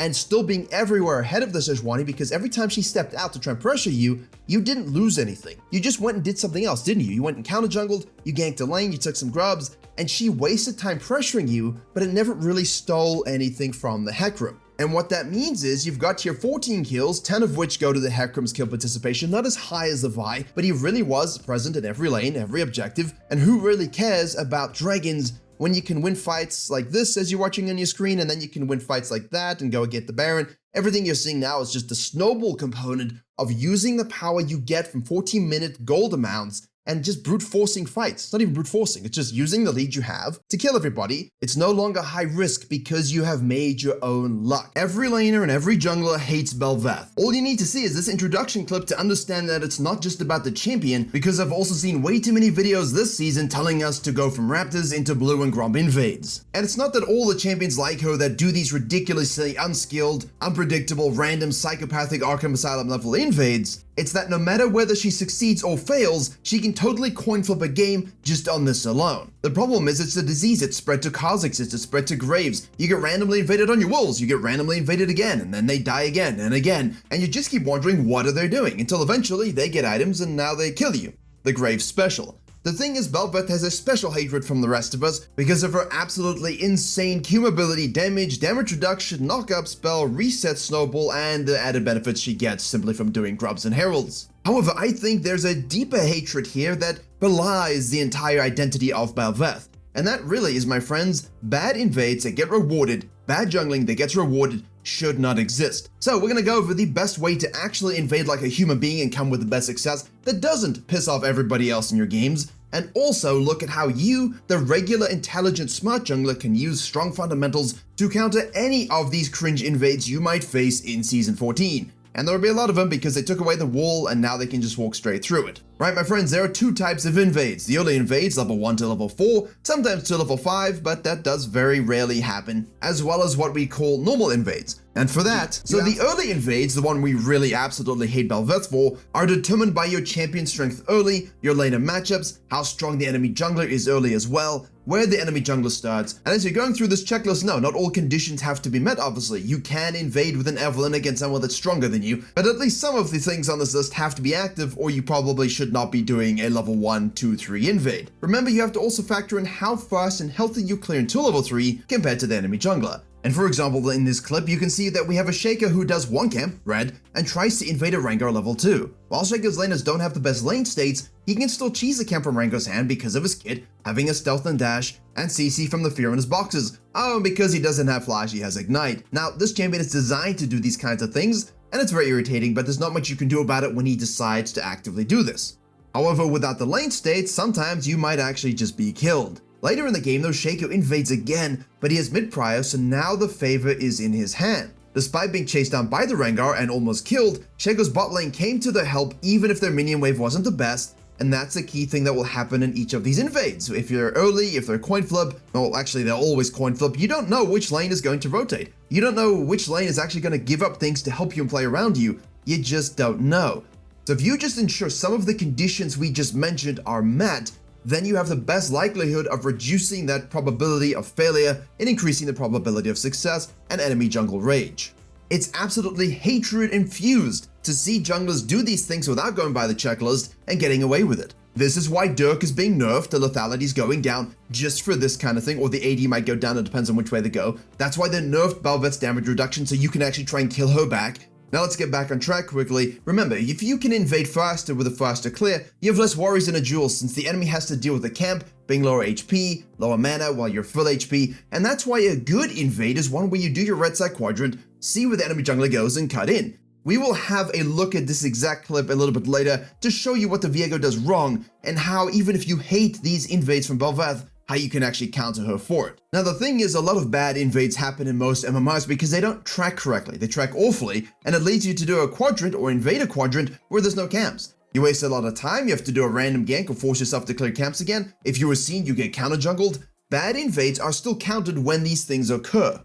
But again, the final point here, a bad invade is when you flip them, and instead of using a burger analogy, let's use a mattress analogy. It's the equivalent of flipping your mattress every single night. It serves no purpose, it's pointless, and it takes a lot of effort. And the thing about these Graves and Bel'Veth plays, even these Kha'Zix plays I see them do, you don't have strong laners to begin with. Maybe they're not really in a moment where they actually want to help you and rotate with you should you make this aggressive play. This is what coin flip means. Maybe your bot lane rotates, maybe they don't. Maybe your mid lane rotates, maybe they don't.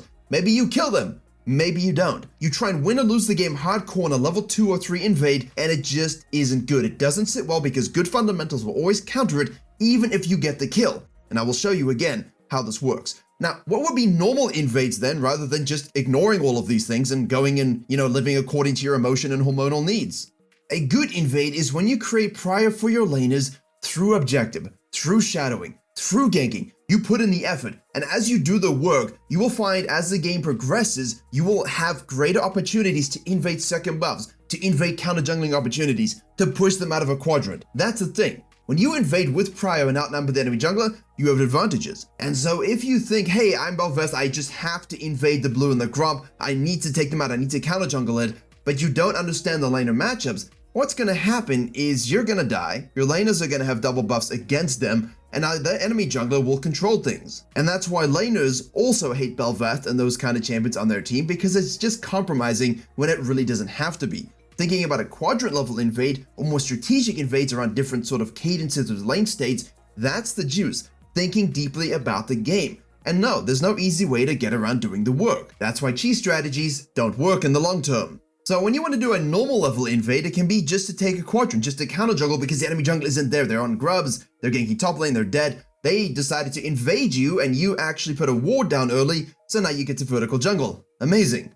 Or you reverse cleared and you see them invade you after you've already done your clear and then you counter jungle them again or you gank their bottom lane. A bad invade is when you do none of the above. You expect to have prio, but you will never have it since you haven't influenced the map, you haven't influenced the laners to develop a prio for you. And so you maybe die, or you get nothing, or you probably die. Remember, Prio also isn't the most obvious thing. Your bottom lane can be pushed up on the blue side, you invade the Grump, but if the enemy jungler shows up because you tracked badly, you think, oh, this is a good invade for Virkayu, I did a good job, correct? But then the enemy bottom lane is closer to you than your bottom lane is, even if the map is more open. And if your bottom lane is a little bit, like almost level 6 or getting a plate or a bit low on resources and wants to reset, the enemy laners will respond and kill you. So all you have to do is think a little bit about investing time into creating a situation where everybody can help you and the play makes the most sense with regards to tracking. Not just coin flip invade, can I kill you, sir? Because when you also don't do any of the above, tracking, looking for prio, creating prio, basically the three-prong approach, and obviously maybe the fourth point there is thinking about your matchups, can I actually kill them at this stage? You waste time in precious moments, you lose tempo, you create tempo debt, and you're unable to actually play catch up if the enemy jungler is good at the game. And the reason we all hate Bel'Veth, because that's the title on the thumbnail, is because she doesn't abide by these rules. Graves as well. Let's look at a game where we all can fuel our hatred for Bel'Veth and the cringe that she presents to us, and then let's look at a second quick game showing you how to counter that bitch so you never have to worry about it again. So here's the thing, the Viego thinks, okay, how do I counter the psychopathic Raptors into top level invade? The Bel'Veth has not gotten vision down, the Bel'Veth is starting on the Raptors. There are no wards to see her, the Viego starts on the Raptors himself and immediately paths up to do the topside quadrant. A reminder in this case is if the Bel'Veth thought he was starting on the bottom side, she would just invade the top side. So he is basically saying, listen, let me get level 3 by doing Raptors, Wolves, Grump, then the blue, and if she shows up, at least I'm level 3 and we can have a good old fisticuffs. Also, Olaf has prior top side, Lissandra has prior in the mid lane. If she does this, it's dumb. And the reason we hate Bel'Veth is because most Bel'Veths do this anyway. They irritate you, they die, and it's like, what a waste of time. Can we just play the game properly? And here's the thing with this kind of clear against this kind of invade, it's a little bit difficult to actually execute because if you go red into blue and they do the Raptors into blue Grump, you're going to be caught level 2 as well, which is why I like a good old-fashioned ward, do a regular quadrant clear, and if I see them early, then I can vertical jungle. In this particular case, the Bel'Veth says, hey listen, I don't know where you began, so I'm going to do my red side quadrant. I have an Ashe. When she hits the Hawkshot arrow, amazing, I'm going to see you, press tab, track your CS, know that you're red and your Krugs are up because I F-keyed to click on you and so you didn't have the red, and then I will invade and kill you. And again, the problem is when junglers do this, it still has a little bit of coin flip because the Jarvan and the Ezreal could have moved sooner. They were closer, but they didn't really realize what the red team was doing. They weren't listening to pings, and thus the blue team doesn't react first, the red team does, and now the Viego's stuck in a pretty rough situation because the only camps he has on the map are down here, and the only camps that Bel'Veth has on the map are down here. Which means this is a good invade, and I hate to say it. It's even better because the Qiyana has now traded and gotten prior herself. So even if there were a fight that was longer than what it was, the Bel'Veth had the help. But here's the problem, because as long as she's got 4 Qs and she has her E and she can reset a Q with a knockup and of course CC you, what do you do against this champion 1v1? There's almost very little you can do. The mobility and the survivability is just disgusting.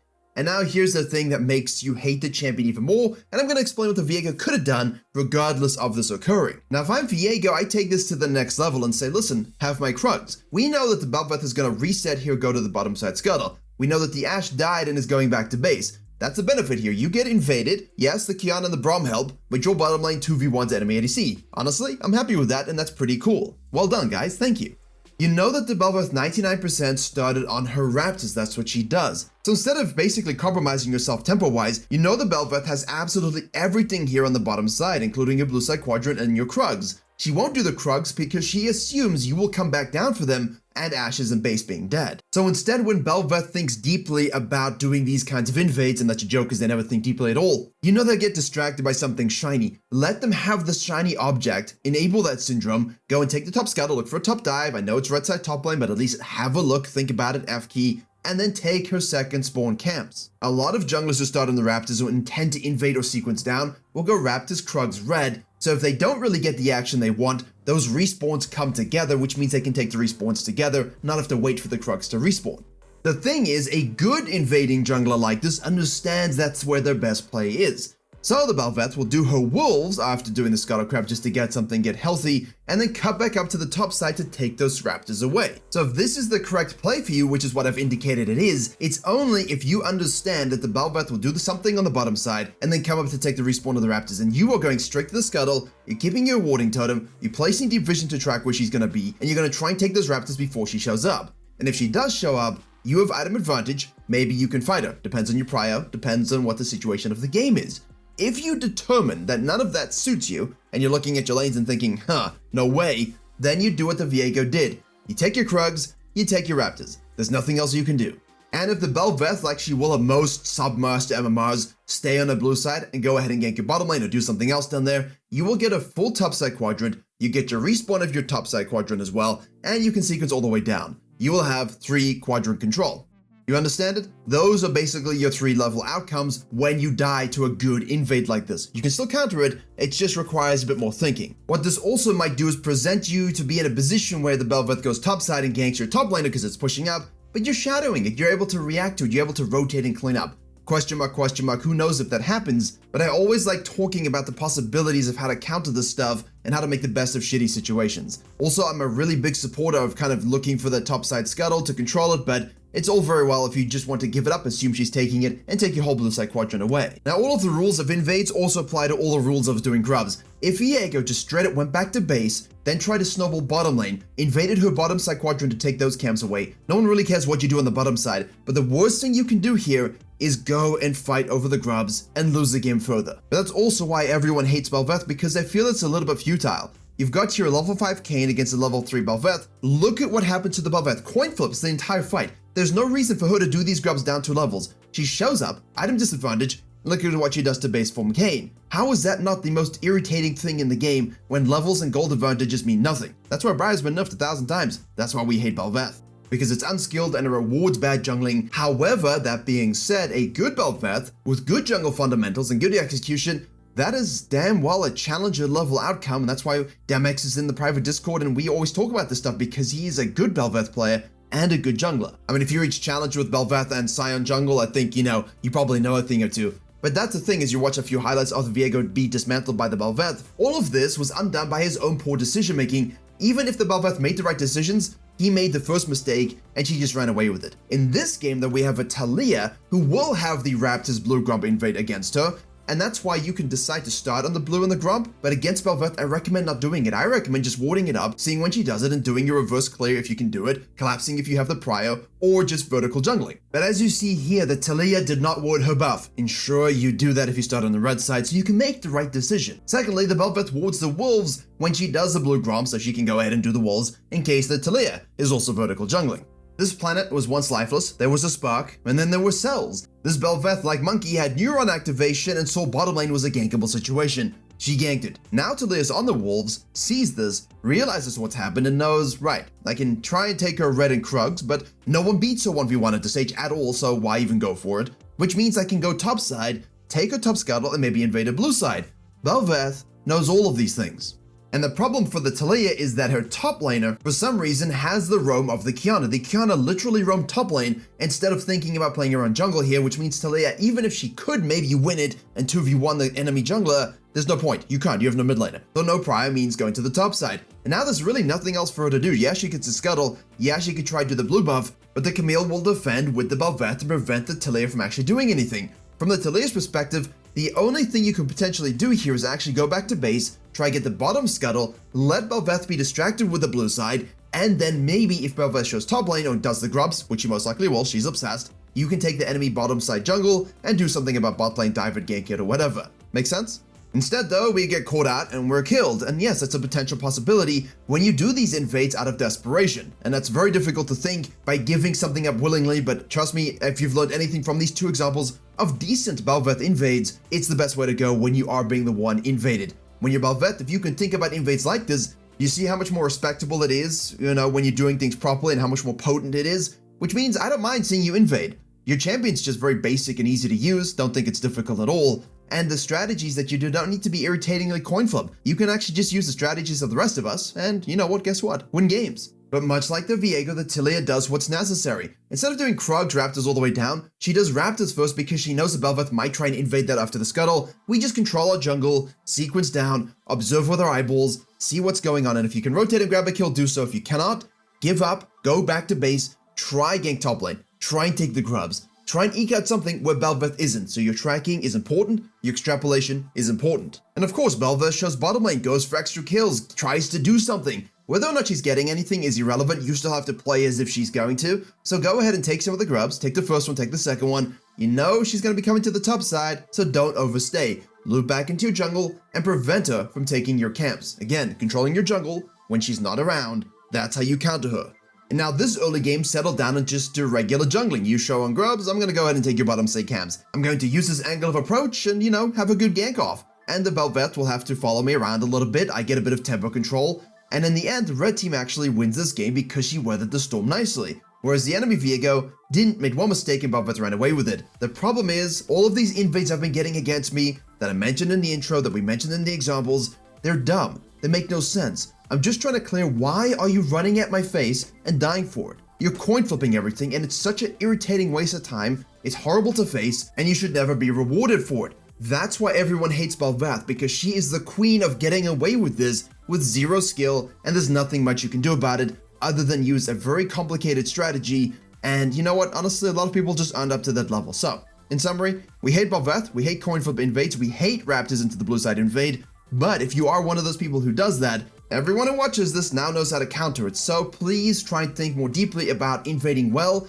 and that goes for every single jungler here. And if you need help taking that to the next level, that will let you take control of lanes and games much sooner than you otherwise could. In essence, absolutely everything you need to know about ganking, and it starts off with the ganking checklist. Then we'll talk about fog of war, angles of approach, and exactly how you can maximize your ganking on this new map.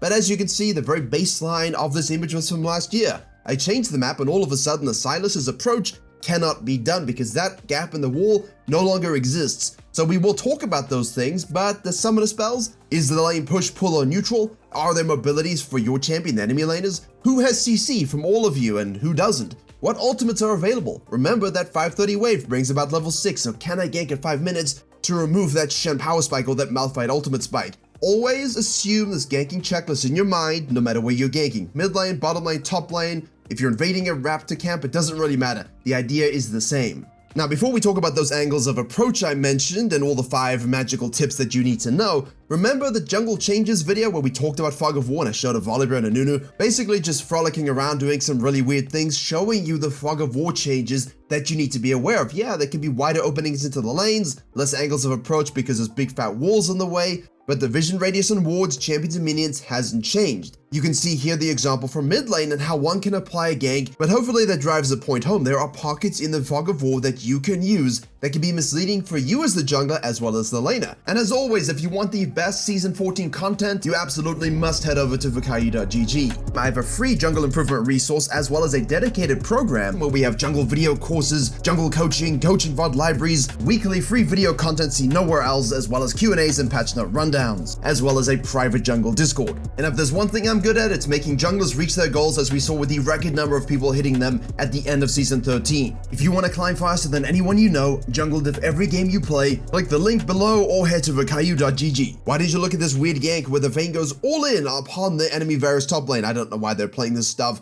And you from the jungle position would assume, she saw me, it must be warded in the brush. They saw my approach because of Fog of War and the new changes to the map. But then let's swap over to the Vayne's perspective, and guess what? All she saw was fresh snow to snort in the form of the enemy top laner's gold. She died for it, yeah, but it wasn't because of the Fog of War and seeing the enemy jungler approach. She just figured, cool, this guy's bad, I can kill him. And obviously as a jungler, it's important to know when you're seen and not seen. Fog of War, wards, nothing beats a good angle of approach to lane. Good angles of approach abuse Fog of War. The new map presents more angles in some places, like bottom lane, and less in others, like red side top lane, who are more protected now than what I was gonna make a Durex reference, but you get the idea. Some of the most important things about ganking is understanding that if you know something is warded, you can go around that vision. This is so you end up approaching the laners at an angle that allows you to stack your CC properly, to dish out your damage when you have no CC, to maximize the amount of damage that you can get out, period. If it's warded, you walk over it and you start ganking from a terrible angle, you will simply run at people running in the other direction, and nothing will happen.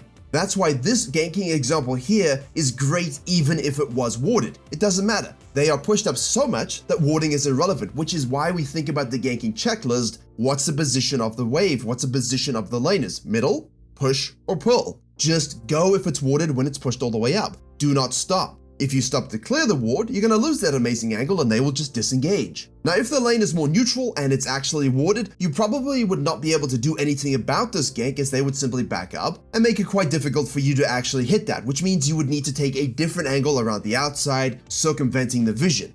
If you have great CC or just high damage and maybe they're already chunked from resources due to previous trades, then most likely you could very easily invest in going around the long way, especially if the enemy jungler is on the opposite side, which in this particular example that we're using with all the arrows, he was. Now obviously you noted we shifted from one gank to another, changing the champions and the different positioning of the enemy laners, and notice in the second example the angle of approach compared to the previous gank. More in the middle, cutting as much as possible in order to cut off their retreat. We didn't want to go the long way because that gives them time to escape. You can't go too tight because then you're just going to be running at them. You need to split the difference. It's like throwing a ball where the receiver is going to be versus where they are right now, which would just be, the ball would go nowhere. Now, as a lot of you might want to avoid the sports metaphors, that's the only one I'll make this video, and this is where you must also know your limitations and continue to auto attack and use spells. It's okay if you miss spells, just keep checking your autos, auto canceling, throwing out your spells, and you will always get these kills. We'll talk a little bit more about this in the next sections when we really focus on the tips. But best junglers and challenger jungler ganks, you'll notice that when they go through these motions, obviously the enemy junglers and laners and all of those, they're not bots, they're not dummies, they're not going to sit still and absorb your spells. They're going to dodge, they're going to flash, you're going to miss some things. Knowing your limits is also about knowing that when you miss something, how do you adapt to still have success? And that's why I said don't go all the way around here even if it is warded, because, time doesn't freeze. If you take too wide of an angle of approach, whether it's warded or not, and your bottom lane is in a weaker position, what if the enemy bot engages fully, gets a double kill, and now you arrive, hello, I've arrived with your cake, but it was an ice cream cake and you decided to take the scenic route. It's melted, everybody hates you. All of this applies to mid lane and top lane as well. Your angle of approach based upon vision and proper pathing will enable all of your ganks. If it's warded and the lane is neutral with you and your team having minimal CC, you can avoid it by taking the longer route. If it's warded and the lane is neutral, but you and your team have great CC, then you can just walk through that vision in order to stack it up and get the kill anyway. Ideally, your laner is engaging with that CC, but sometimes they're dumb. It's not their fault, they have to play lane. You can go ahead and lead with your CC if possible, but just so you're aware that they might not open with it. If it's not warded and the lane is neutral, you want to take that high arcing pathing just to ensure your angle is good for the gank, but you don't want to waste too much time overdoing it. The Zyra Blitzcrank example is perfect for this. This of course works in any lane. Don't just run at the enemy laners from the front so that they go the other direction. Move in a way that surprises them, that cuts them off from fog of war, that shows, oh, whoa, hey, I warded, how did you show up here? These are the pathing fundamentals I teach at every level in all of my private Discord and courses and things, because if you know how to detect and understand fog of war and hug walls all the time, 99%, even if it is warded and you don't know, you'll be able to, sneak and slither your way through the jungle, move in a way that surprises them all the time. Now, with all of that in mind, the fog of war, the angles of approach, understanding the different aspects of the map, let's talk about how there are 5 ways to really ensure ganking success in Season 14. Now, I mentioned knowing your champion limits according to your current situation. What do you do when you have to gank X and you are with Y and Z teammates? Now, we've looked at the importance of continuing to auto-attack and making sure you secure that kill, but look at this Hecarim gank example. Despite his bot lane not having the tools to engage on that enemy bot lane, he is aware of that. He understands the ganking checklist. He uses everything in his kit, the Ghost, the E, and the R, to get into the opponents without needing further help, thus putting emphasis on how knowing your champion limitations can translate you into more players like this one and anything where you might not have the setup like a free Malphite ult. Everyone always laughs, free Malphite ult, free gank. But what if you got Soraka top lane? Can you still gank it? The best junglers, they can do it. In this Kayn clip, we notice how even if Kayn is 2 levels below a Victor and the Qiyana is 1 level below him too, he still goes in for the gank knowing that Victor is outnumbered and along with his own Kayn damage will allow him to kill the Victor even if it was close. Not to mention the fact that he knew Victor had no flash, so again, ganking checklist, no summon of spells, I know he's got nowhere to go, free kill for me. Most of the time, you don't want to gank laners that are up 2 levels. For example, a Renekton up 2 levels, he will 2v1 you guys, so that's not a lane you want to do it on. But other laners, if you know your champion's limitations, your spikes, your different itemization amounts, then hey, this mage, he's helpless, he will die. And you'll notice how this isn't very complicated, and I'm not giving you a clip on how to know exactly what your champion limitations are. That would take me about 300 years to record for each champion, but look at this Lee Sin clip. We can see him failing a Q, and instead of autoing, it doesn't matter in the end. Why? That's because he only had to use his ward dash plus E with auto attacks as a finisher in order to make the gank successful. The gank didn't require 100% input, only 50%, so if he fails at half of it, it doesn't really matter. Often enough, you will have such type of ganks once you know the limits of your champions to be able to make up for your mistakes, make up for the enemy dodges, you'll know what the opponent's champions do, and you'll have your backup strategies. Like, oh, I want to gank but not use my ultimate. Well, I missed my spells, I guess I gotta use my ultimate. But as long as you get the kill, double thumbs up. The second mega pro tip is be mindful of the minion wave and the resources your laner and their opponent has. Process all the information and see if you can truly gank or not. And guess when you do this? Not when you've left your jungle and you're sitting in the river and you're looking at the laner on your calculator. You are doing this while farming. You're doing this while leaving the nexus and walking back on the field. Often we are in a situation like this Jax where we think if we should full clear or 3-chem gank. At least we hope so, right? Well, in this case, this is what the Jax was more than likely thinking about. Why do we think that just watching this as observers? Because as he finishes his clear, notice how he goes for the gank knowing that Sylas is low and killable. Guess what? Guy just clicked on the map and used his F key, said, low, resources, free kill. He didn't just full clear blindly because some guy told him never gank and impact the lanes. Cheese never works. Smart adaptive junglers always work. Because we observed the laner's resources, we made the right play. Lilia, instead of going for a random invade on the top side or going back to clearing camps, Wolves in this case, if you look at the minimap, she goes straight to help the Tryndamere, not because he's a real sexy hunk in the cinematic, but because he's in need. And he's a sexy hunk from the recent cinematic. He might have been low, but Tryndamere was 6 and they were 5, so they had no way to kill him fast enough when he had his ult available. Thus, Lilia rushes over thinking she can save him, thinking she's Ashe, she spam pings the on my way and secures a double kill. Sadly, he is dedicated to only 1. And also this is good news for dumbs because, Number 3, not having enough patience, aka using your CC or mobility stifling abilities too soon can lead an enemy to escape very easily. Now this works in multiple ways. For example, if I want to gank a lane that has good CC but the Leona, isn't in the lane, and I just rush on in thinking I can get the kill, they get away, not dying, and all of a sudden the Leona shows up. Well, why didn't you just wait for me? Then we can stack our CC spells and get the kill. Do a grump, play some vision, chill out, have some tea. When Leona arrives back from base, go ahead, stack your CC, get the free gank. Jungle diff. Also, it happens when, there's a Leona in the lane and you show up and you just all hit your stuns at the same time. Instead of letting her hit her stun, then you hit your stun, you take turns. Basically, you ensure that the enemy laner just never moves again. And you've seen that with this Xin Zhao and Leona example. As she engages, he goes in, and yeah, it's one of the most scuffed teamfights you'll ever see, but in dire situations, Xin Zhao knows he has everything in control and actually scores a lot of kills. How nice for him! Cringe champion. Now if we shoot to the other side of the map in the top lane, it's very difficult to gank in Season 14 apparently. The Jax remembers the Fog of War tricks and sections that most of you probably skipped. I would go back and watch it, and instead of showing quickly, he's patient. He waits a bit for the engage from the laner, and when he's about to go and gank, he hugs the wall nice and tight, good vision pathing, always like this, cuts the Malphite from coming to his turret, reveals himself from the Fog of War as late as possible, and all of these small details in terms of stacking CC, coming in surprising the enemy jungler, these result in kills. These result in powerful ganks. The fourth thing here is target selection. Which champion do you think is going to die from your gank first? Who do you focus on, and when should you peel?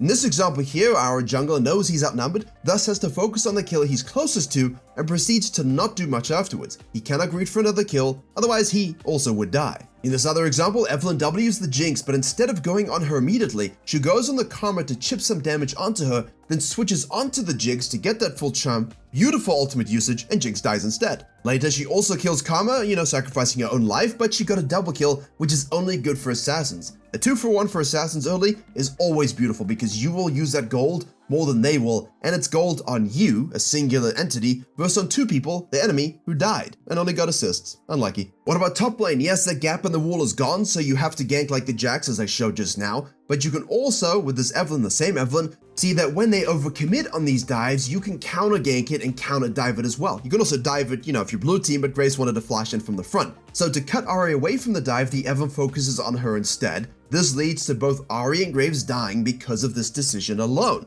Small detail here. Evelynn W's the Ahri really quickly to get the slow, not waiting for the full CC. This allows her to close the gap, get the kill. Now Graves is stuck and he will die as well. If you go for the Graves initially, Ahri escapes. Now the fifth and final thing here is repeat ganking, because if a target is free when they have no flash, we've referenced this in this video, or anything useful in terms of mobility, just gank again. You kill them, you go farm some camps, you kill them as soon as they get back to lane. You kill them, you do a crowd, they TP back, you kill them again. At the same time, those things are pretty easy. Don't focus too much on one singular lane, because not only will you ruin yourself with counter jungling and losing objectives, but the enemy jungler gets free real estate on the other 2 lanes. So repeat ganking, logically, that makes a lot of sense, but have a balance while also spreading your lead onto other lanes is a better strategy for you to actually climb. It's also meaningful to note that sometimes you won't get kills, and that's okay. Simply forcing people to be chunked, burn sums, spells, and HP, and forcing them to go back to base can win a lane for you. Simply showing up to help push a wave out can win a lane for you even if you intended to gank, but the laner got the solo kill. So what you've seen here in this video are 5 core tips as well as general checklists and ideas for you to maximize your ganks. You've seen ganks in the bottom lane, all the different angles. You've seen ganks in the mid lane and the top lane. It's on you to understand which is the best angle of approach, and I want you to all think about that concept every time you go for a gank. What allows me to hit my spells, do the maximum damage, push myself to the limit to ensure I'm getting the most out of this ganking opportunity. At the same time, please do not forget lane ganks. Track instead of brushes. Simply you abuse Fog of War to get into those brushes to get a regular gank anyway. Simply run down the lane as a Rengar. Hey, you can sit behind the turret as a Zyra and flash in with your CC from your team. If your team has no CC, you can't do this. So you've got to know when your team can actually do these things, when your champion can do these things. And now you all say, well, Virkayu, how do I actually learn that information? Well, yeah, it's this video. So we're going to break down 2 challenger games, including a canyon video going through a variety of scenarios. So as we will start off with this first game, remember that the game you played before this will be the last one where you no longer control your own destiny. Now in this one, we have a Lee Sin versus a Kindred, and the next one will have more of a farming style jungling tempo. So you have both examples, aggressive, farming, ganking, whatever you can imagine. We're covering it all in this video. And the Lee Sin at this point recognizes, okay, Kindred's down at the bottom side, doing an invade, HP compromised. You look at the clock and you realize, they're gonna have to go and start their blue buff without a leash or with a leash, but they will not have time to protect their red side. So what the challenger Lee Sin does is say, look, I'm gonna go and invade those raptors and start there, but I'm gonna do it a bit slower and do it super late. Now I've seen a few people saying, well, no one's talking about this invade jungle clear. You know, you go from raptors to grub, you know, you invade them and stuff like this with the open map. Everyone's talking about it, everyone's doing it. That's why I'm including the strategy here. Now the Kindred, obviously, this is why I don't tell you to go for these invades. I prefer you to ward your buff so you can see what the Lee Sin is doing. But regardless, the Kindred does a level 2 gank, and even though the Lee Sin's gonna take all of this, ask yourself what you would do in the next phase here. Do you go ahead and gank the Aatrox? Do you skip ganking the Aatrox and just control your blue side? If the Kindred sequence is up, then the Kindred's gonna recognize all those camps are gone and thus be able to invade you. Are you worried about that? Alternatively, the Kindred could go ahead and gank your bottom side, which means you might be able to actually skip your blue side, potentially gank mid lane, and cover that, and cover your red side in case it was warded when you stole the red. Which one do you do? Yeah, none of that nonsense. We go straight back to base because no one at this particular moment knows we're here. We know this because every one of the red team was on the invade. Kindred will now go back to base after level 2 ganking on the bottom lane and will be trying to defend their red side camps. And go to the top side and realize, oh, Lee Sin stole all my stuff. And the Lee Sin says, I know that the Kindred's either gonna go back to base after trying to gank, I know the Kindred's either gonna go and sequence all the way to the top side, and thus, regardless, I know the Kindred will be on the top side of the map, which means we can use this pressure to gank bottom lane, take away that entire invest that the Kindred had early. And the first thing about being in control of the game is making a guaranteed play. Don't coin flip your invades too much. This was a very good strategic late invade. And now you can take the Scuttle Crab after your gank, and you might be thinking, hey, I should go do my red side, that's the safe play, right? Don't be afraid to make the guaranteed play, which is, Kindred's gonna go for the other Scuttle 99%. Go mid lane, gank mid lane, push up mid lane, create a priority situation, and go and cut them off from the top side Scuttle. Now from Kindred's perspective, you want to be the jungler that's feared, right? The Lee Sin should chase you around the map. Your team should help you get those marks, not the other way around.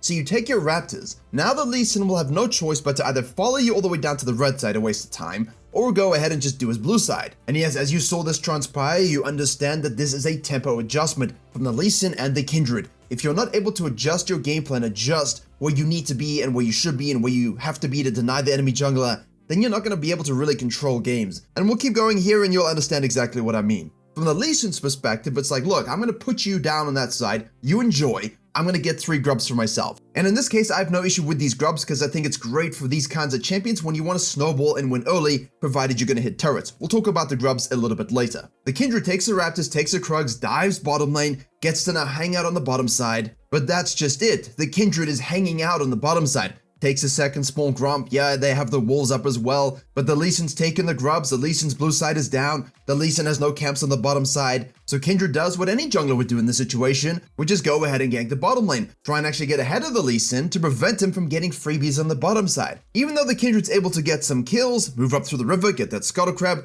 the Lee Sin shows up and gets a cleanup kill. So the Lee Sin gets yet another one. Then the Kindred decides to go mid lane, get a gank off. gets even more stuff. But the Lee Sin shows up and gets some more of his own. Then he falls back to his red side camps, and you can see the Kindred nervously going to their top side thinking, okay, this is not so bad. You know, I'm 3-0-2, I got a bunch of CS. You know, Lee Sin's a little bit ahead, but that's okay, he wasted time on the grubs. Except he goes to the bottom lane, is able to get another kill, which again forces the Kindred now to say, well, Lee Sin's there, I better go gank topside. The problem is, even though the gold lead is really damn equal for both teams, and Kindred's bottom lane is hard winning, Lee Sin's top lane is also hard winning, which means both junglers actually, and I'll show this in a split screen, end up dying. Yes, even challenger junglers die, my friends, because laners rotate, we bite off more than we can chew, we try and cut waves, steal camps, be greedy, we don't track which laners are fed, causes issues. Now though, the Kindred is gonna respawn, the Lee Sin's gonna respawn, and the second grubbies are about to come out of the void. I was going to make a hemorrhoid joke about that, but I'm not going to, I think you get it. Lee Sin is going to go to his top side, Kindred was just on their top side, so they're gonna go to the bottom side,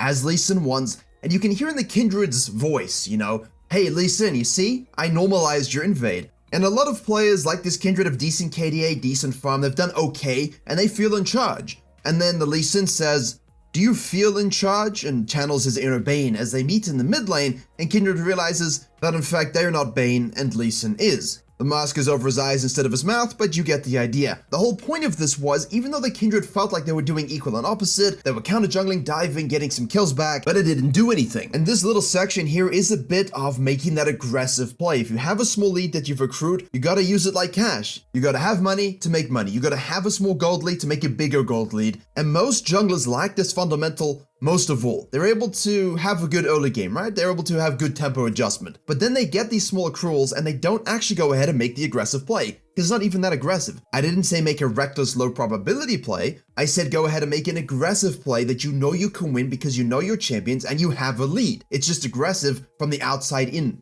Did it ever feel like the Lee Sin was out of control of the game to you? And yes, most importantly, when you are in control of the game, you'll notice that the Lee Sin was always ready to react to things like the mid lane ganks twice. He was able to easily go and steal some raptors, he pushed the turrets, he used the grubs to hit the turrets, right? Get some plates. If you get grubs, after ganks and fights, push waves, hit plates. Otherwise, they're useless. But as you can see, if you're Lee Sin and you can get all 6, get all 6. Then the Lee Sin does what any good jungler would do as well. Hey, I got an objective after some kills and I pushed a turret and I did some counter jungling. Now I can do a gank. Snowball the winning top lane. So either your top lane is winning, you dive, you snowball, you take the turret, that's great with 6 grubs and mites, or your laner is just gankable, in which case you kill them, push the wave, and take the turret with 6 mites. Your reality doesn't change if you're a good jungler.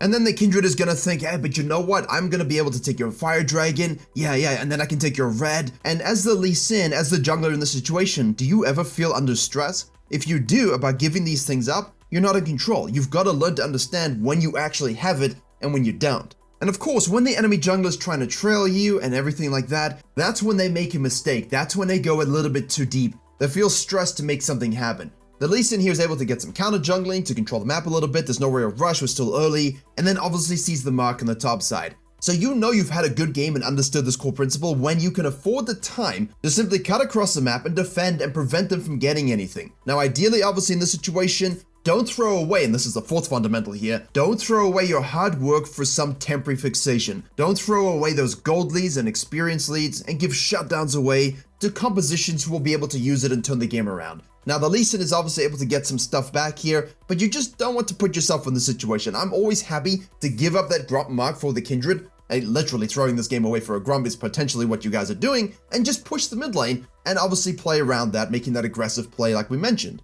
Now obviously this was a small little throw from the Lee Sin. Everyone's allowed to have 1 moment. Give yourself 1 moment, I guess a small little point here, that you kind of make this move and maybe it's a little bit too much. Lock it down, get in their face, take a few more kills, and then you'll jump all the way into the mid game, and that's not what this video is about, so we'll go ahead and go into our second game, looking at a Nidalee versus Gragas, ganking versus farming, no invades this time, and if you want to see how these games play out, go ahead and look in the description, those links are there for you. Now in this game we have a ganking jungler, so he's most likely gonna look to do some sort of 12 CS, bottom lane gank spike, or top lane or mid lane or whatever. Gragas does that. The Nidalee is gonna go ahead and full clear up and then gank the top side. Now we control the topside scuttle. Now control takes many forms and your champion will determine what the next one is. If you're a Fiddlesticks or Karthus, something like that, that really can't run into a Gragas' jungle, then you can go back to base and simply gank the bottom side, and then sequence all the way to the top side again, gank top lane, get the grubs, cool business. Or if there's no ganks there, just fully sequence up again, gank the top side, and then guarantee your grubs through that prior.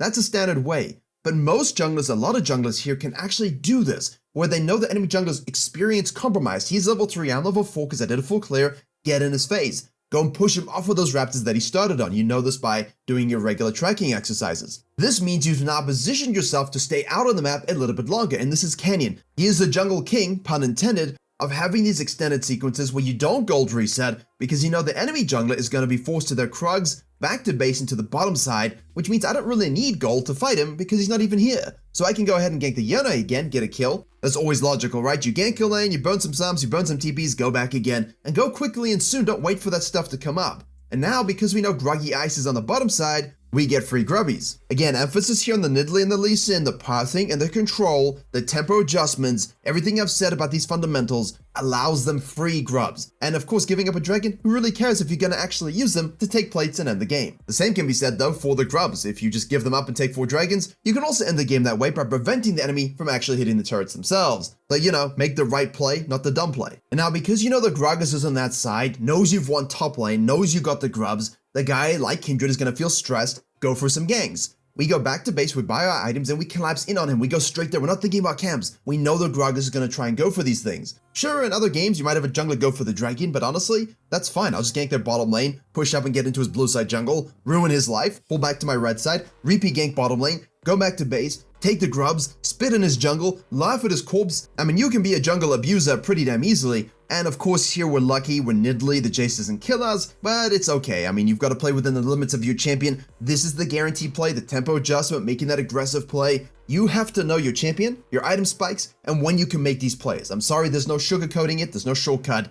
If you don't know what you can do in your champion, you have to learn that first and then come back to this idea.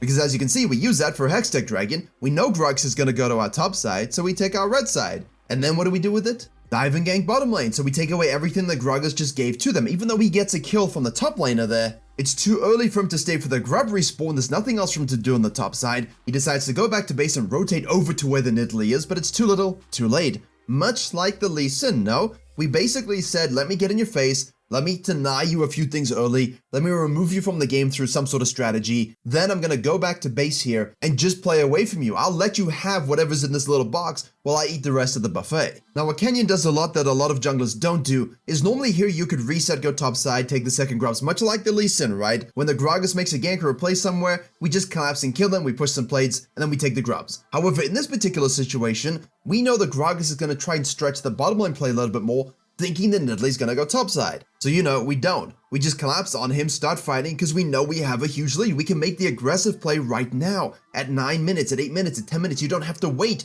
for 12, 15 to make these kinds of plays. That's why high elo is very, very different to the regular player base, because they're too slow with the stuff. You go grubs, you farm it up a bit more, it gives the enemy jungler time to catch up a little bit. It's silly. Just shut them down, you have the lead now. I don't get the grubs, you don't get the grubs, so, you know, I already have 3, I don't really care if I only have 3 and don't get 6. Now in terms of this particular game, I'm only showing you this little phase quickly because the Nidalee decides that she's only gonna stick around bottom side. She wants to get in his phase, push him out of the jungle again, don't die for a grump and throw it away, but you're allowed one cheeky death of fun, which happens here. We're able to get another dragon, gank the mid lane, take all these camps, Gragas is forced to the top side. Sure, he gets a few things here and there, but it's really just a distraction. Hey, enemy jungler, would you like a few things? And it doesn't really amount to anything because you're killing everyone, getting everything. 14, 15 minutes shows up, you take the Herald. You've already totally won bottom lane with this play, you've won mid lane with this play. So while you might not have the challenger, you know, tempo control that Kayn does, you know, maybe you don't even play Nidalee, I can guarantee you even on my Zyra jungle picks, if you play Rengar, if you play Kha'Zix, if you play Udyr, if you just remember these 4 fundamentals and write them down, they're not magic pills, but it really does allow you to critique your jungling in the moment. Alright, what's the guaranteed play for me as my game plan? Alright, the jungler's done some weird things, what can I do as my tempo adjust to deny him any gains or goals and ensure I get some cool stuff? Now that I've got that cool stuff, let me make that aggressive play that I know I can do, let me make the mechanical move to actually start to push turrets and, you know, control that objective ping pong. And then what I'm going to do is be very intelligent about my aggressive play. I'm going to keep pushing that lead up, pushing the map up. I'm not going to farm too much, but I will not die from Gromp unless it's for a little bit of fun. There's one thing all junglers want to hear, and that is the immortal words jungle diff, except by your team and the enemy team towards you. A very scientific poll with a huge sample size has confirmed that junglers prefer this over winning. However, if you want to be the jungle diff god and basically also win the game every time, then you need to understand which philosophies and jungle theories work the best in the current jungle meta. And so in this video, I will give you 5 steps to become said jungle diff god by revealing the secret jungle strategies that will work in Season 14 the best. And first up is going to be cutting the map. And you might think, well, hey, that means vertical jungling, correct? No, that's not what I mean. What I mean by this is if you are, say, a full sequencing jungler who does a full clear, ganks a lane, takes a scuttle crab, and then you go for your second sequence, instead of completing that sequence, based upon the tempo of the map,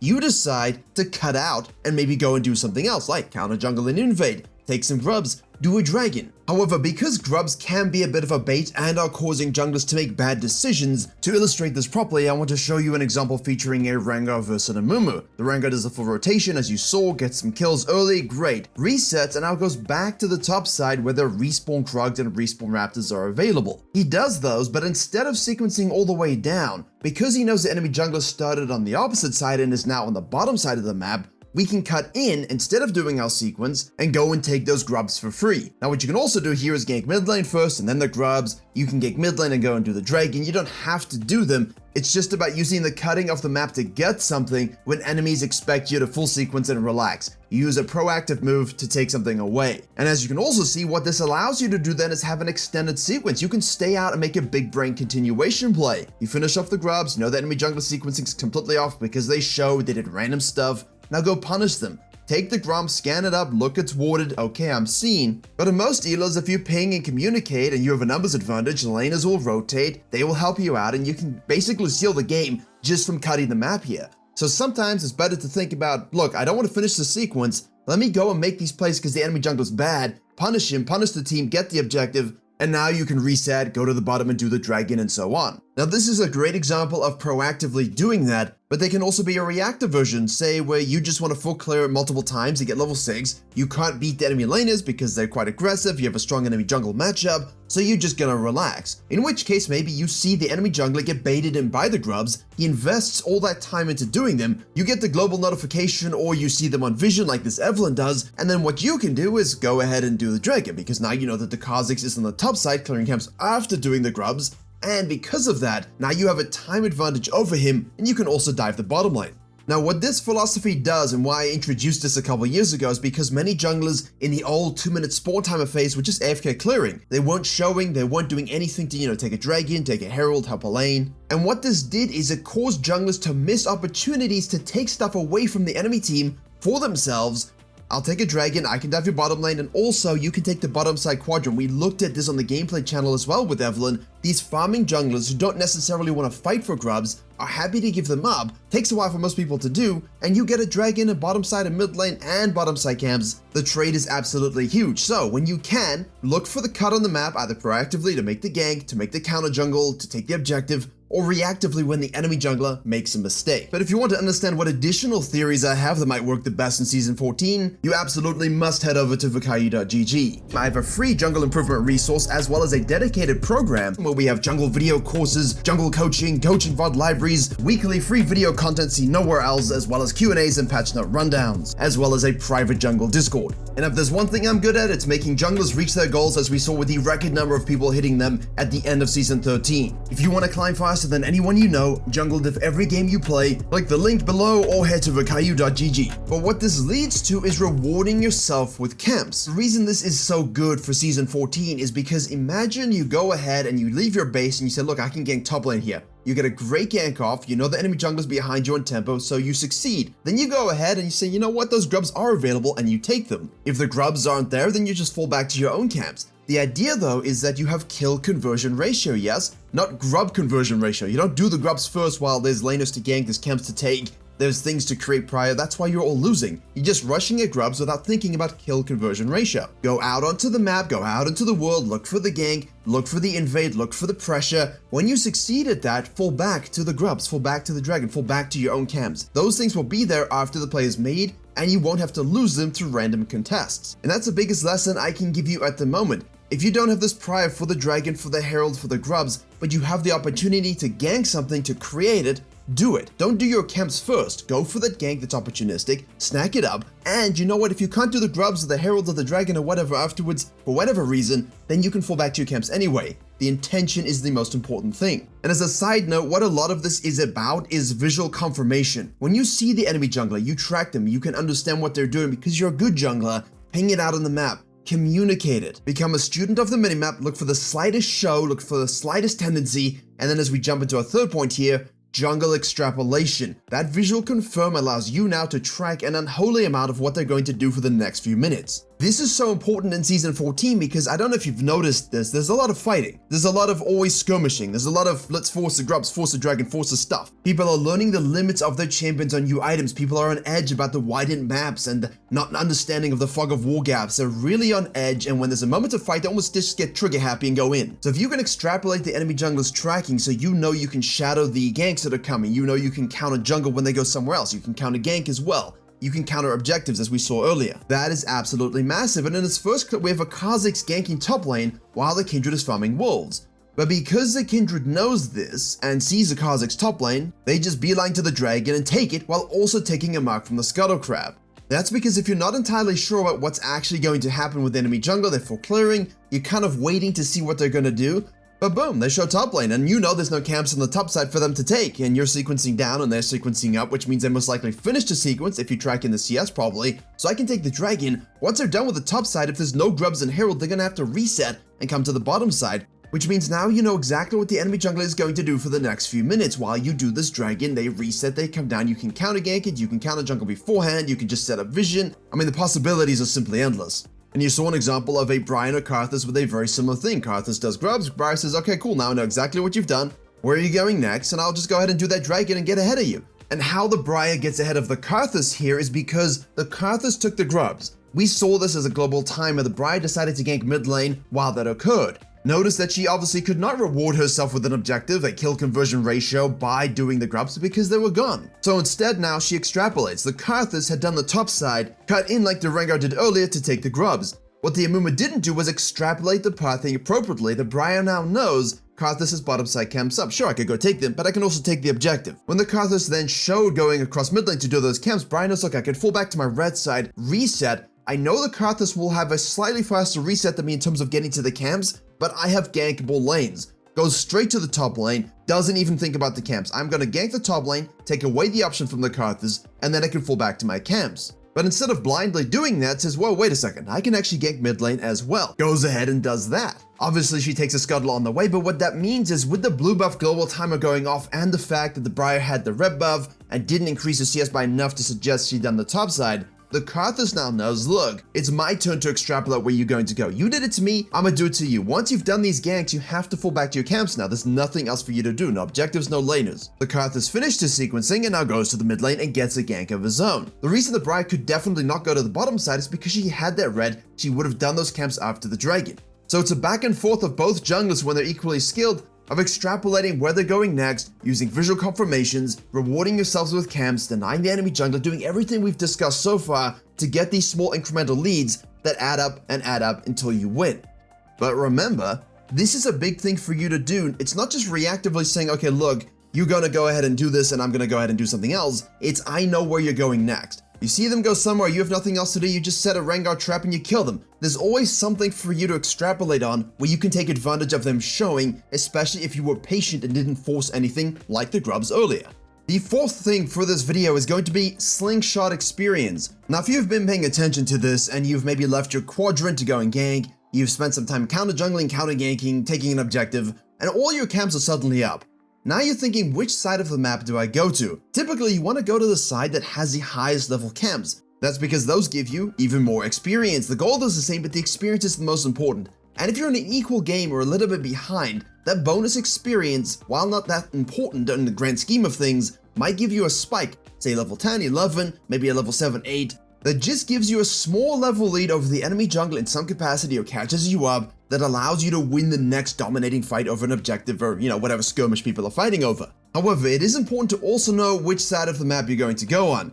If you have higher level camps on the top side, but the dragon's the thing you want to take, don't feel like you have to go to the blue side. Go ahead and do the Krugs, do the Raptors, cut down to the dragon, fight, do it, whatever, and then you can fall back to your blue side thereafter. You don't have to do the blue side just because it's on the same side as the dragon. It does help to have setup, but as long as you can time the top side quadrant into the dragon for setup and you're not showing up late or whatever, then it's absolutely fine to do this, to maximize your experience for the dragon fight. However, it also simply means to maximize your sequencing if the game is quiet. We've talked about a lot of, hey, they're doing this, I'm gonna do that. Hey, they're doing this, I'm extrapolate and take that away. But sometimes it's just about sequencing and pouncing at a crucial moment. Slingshotting and maximizing experience isn't just about what I described.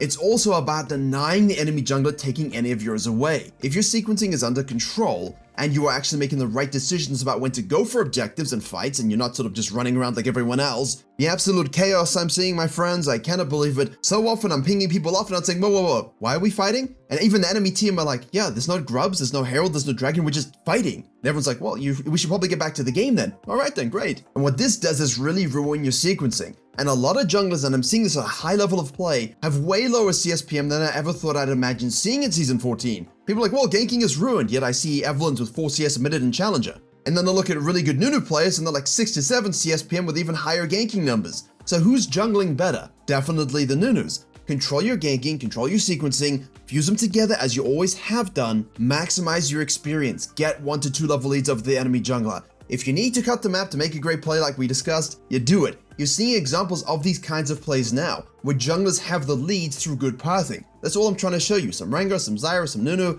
You're seeing these advantages accrue. You're seeing these plays get made because they're cutting the map properly. They're going to look for things to do actively in the map and then rewarding themselves with camps. They're tracking and extrapolating so the enemy jungler gets cut off from what they want to accomplish. And most importantly, they are absolutely controlling their camps, preventing them from being counter-jungled, and I know you know this, and I know I say this a lot, but sometimes it's more powerful than at other moments, like beginning of last season, Season 13. Everyone was spam ganking, no one cared about counter-jungling, we all just sat in a lane and ganked it 1,000 times because there's no golden experience. That's not quite the case in Season 14 because, they didn't nerf those things about jungle, so factor it into your gameplay.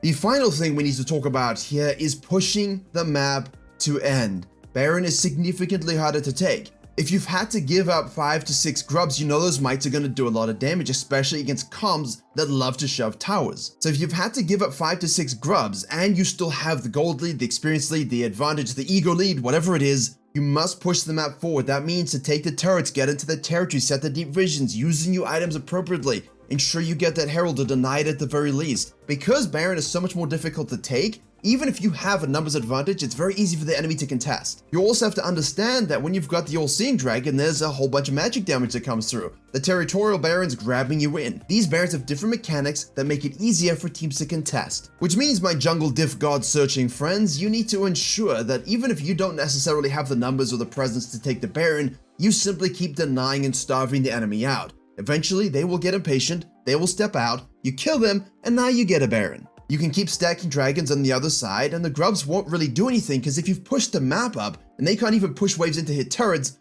what good are the grubs? Literally nothing. Not only does it allow you to maintain control, it just allows you to relax a little bit. However, I will say, my biggest crime at the end of last season, and it took me a while to recognize this, I was having these long games and I was thinking, why am I having such long games? Well, I pushed the map up and then carried on sequencing my camps and, tried it again, but eventually my team were like, well, there's nothing for us to do, you're farming, we need to go and do stuff. And I would be way too detached from what my team wanted to accomplish to end the game because I thought, hey, we have control, we can relax. And hey, I've been making videos a long time, I've been playing the game a long time. Everyone at every level of play sometimes goes back on something that they're good at or something that creeps up that they didn't used to do and now they do. It's a habitual thing, you need to recognize it, watch your VODs. I looked at it and I said, you know what? Why am I doing Red Crubs Raptors here when my team can just end top lane?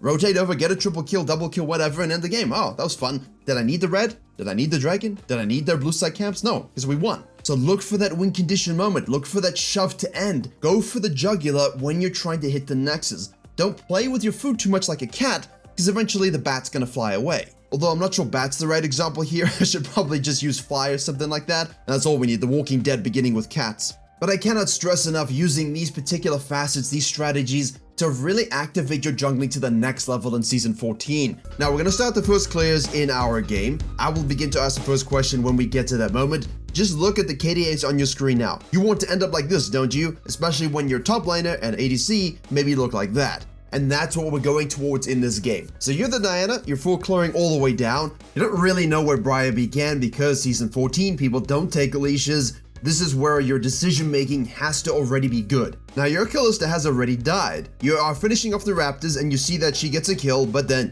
dies again. 0 CS, I'm a little worried. Normally you're full clearing down to gank bottom lane. Where do you go from here? Do you cut up and invade and check what the Briar's doing? Do you loop back up and maybe gank the top lane? Do you look for the mid lane gank, or do you just simply say, look, there's not enough information, I'm gonna full clear?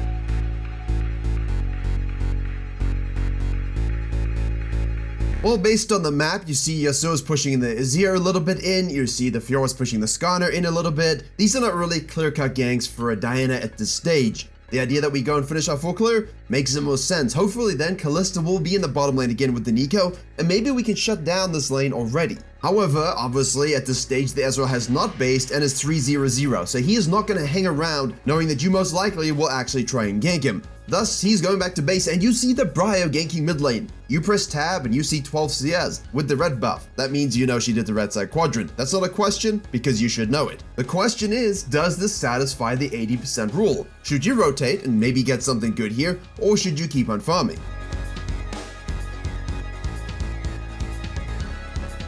As you can see, by the time we have finished the wolves, the Briar has already tower dove, because that's what they do, and shoved the Yasuo out with his flash. She's now walking away with 1 HP. The Diana finishes the wolves and rotates over a lot longer than I think you should. Obviously, I can understand the need to rotate, but at this stage you know she's either going back to base or going straight back up to her camps on the top side, most likely going back to base. Which means it's good to finish your wolf camp and then position yourself to rotate, and when it's clear you cannot cut back and finish off the rest of your clear, as she does. Just be worried not to over chase for this potential kill. You run into roaming supports and you kind of lose a lot of your tempo. She now has to go back to base, she's compromised. Your advantage is that you are way ahead in experience and sequencing. So as always, you should look for a gank when you finish your full clear, especially if the lane is looking juicy. In this case, not so much, but we still have a look. Then we do the Scuttle Crab. Now what do? Do you simply go back to base? Do you go into the red side jungle to see what's what? Maybe to leave some wards in the Briar's jungle? Do you go mid lane and maybe try a dive? Or do you stay out, cross mid lane, try and double scuttle, and then assess your options on the other side of the map?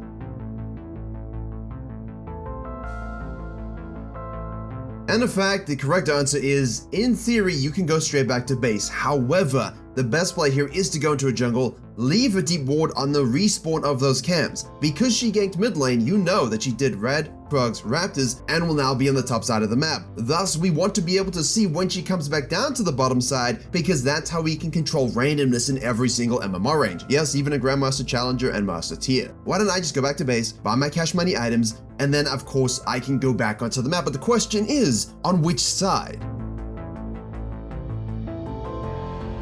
Yes, obviously top side, because we have the respawn Krugs, we have the respawn Raptors, and we have the grubs that are going to be spawning, which are going to be even more potent in the next couple of patches. And they're still good now even. They're good all the time. It's an objective you can take. It's always worth taking these things if you're going to use them. So when you get to your Krugs, the question is, do you do them or do you do top lane?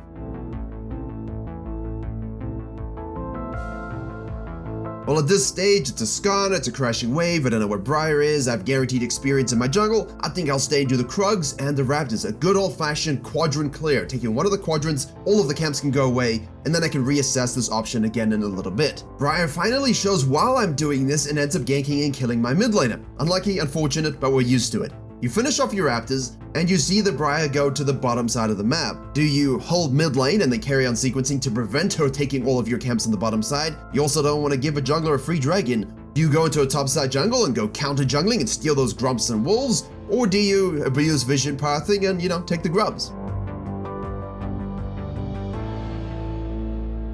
Well, at this stage, you should have recognized that Yasuo had his TP, which means he would come straight back to the lane. No reason showing ourselves for no reason and telling our game plan when our mid lane is going to catch the wave anyway. Also, if you're tracking correctly, you'd notice that the Briar did 12 CS mid lane, now shows up for the gank of mid lane with 28 CS, she pushes the wave, she has 32. Remember, 28 CS is a full clear plus Scuttle Crab. That means her topside cams are definitely not on the map, so there's no point counter jungling those as well. We'll do the grubs and we see her on the raptors thanks to our good ward. Again, this tracking is fundamental to your success. Now after grubs, I won't ask you this question, but you have two decisions. Do I gank top lane and then reset, or do I gank mid lane? I love ganking mid lane here because the Briar has shown herself to go to the Krugs. You have a small window where you can do this for free. It's not the cleanest thing in the world as you're watching, but we know that at 5 minutes 30 to 6 minutes, that's when solo laners should hit level 6, and thus we can try and abuse this to ensure we offset the lead that the Briar gave the Azir. Now, because you took grubs and the Azir has no TP, the Yasuo wants you to push this wave into the turret and smack it away.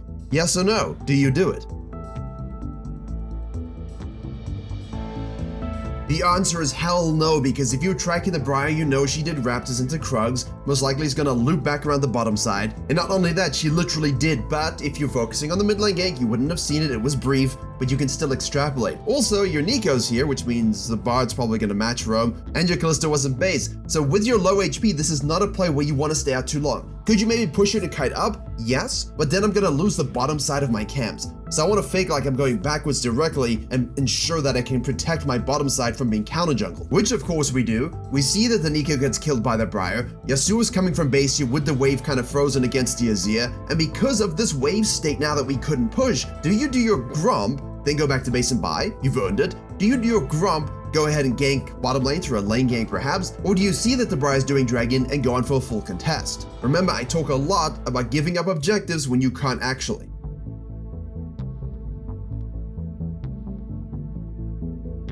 In this situation, your mid laner should be able to rotate to you. Even if they're not moving directly, you can say, hey guys, the Briar's on this dragon, Ezreal's not in the picture because he went back to base. Let's go ahead and contest this. We'll have the numbers advantage, at least initially. As long as we get those kills before the Azir and Ezreal show up, we should be able to win it, which of course is exactly what happens. And because you were sequencing intelligently, you hit level 6 in the fight. Remember to level up your ultimate in the middle of the fight, get used to pressing that Alt R or Control R depending on your hotkeys. Chase down the Azir who should have said, guys, give it up, I don't think we should fight this, and kill him as well. This is a huge momentum swing for jungle diff makers. Priming your early game for these kinds of plays, recognizing everything on the map at the same time, is what gets you super fed. Now, obviously the Diana killed the Azir, she goes to the Scuttle Crab. Fill in the blank, what is your next play?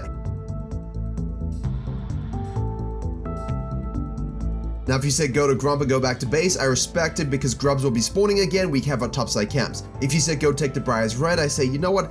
I agree with your idea, but the problem is Yasuo's in base, Kalista's dead. You know, if Briar shows up there, it's a little bit not so good. Instead, when you have an inting bottom lane, and you guys know you have an inting bottom lane, obviously we should have Scanner at this point, we don't, but we should, understand that the Ezreal, when he's 4-0-1, with this kind of shutdown, and he's pushing your bottom lane to the brink of mental exhaustion, he's gonna push the wave too. He wants a plates, he thinks you're basing, slide in for the lane gank. Hey, if your bottom lane's about to go all in and they're alive and well, slide in for the lane gank. This is a great way to double down on your bottom lane pressure to either snowball your bottom lane or stop the enemy bottom lane snowballing before you reset for the next objective. And if your jungle is truly far behind and you actually can't use a champion to do these things, then it's okay to do the Grump, hold the wave, go back to base, and then go handle the Grump business topside. But I do think here, if you can shut down the Ezreal and you position in a great lane ganking way, it's a huge momentum swing. Here, without a doubt, I think I go to the top side, even though I will have 3 camps on the bottom side as well. The grubs being there means I want to be able to react to any sort of plays. I want to be able to set up vision, player vision, maybe top dive, maybe gank mid lane. I want to create priority for the next objective. So this is where you want to be. However, as always, not a question, keep your eyes up. It's a statement. Look at mid lane, look at top lane. Can I go and do something here before I do my camps? That's always a yes/no question. In this particular case, I think very much it is a...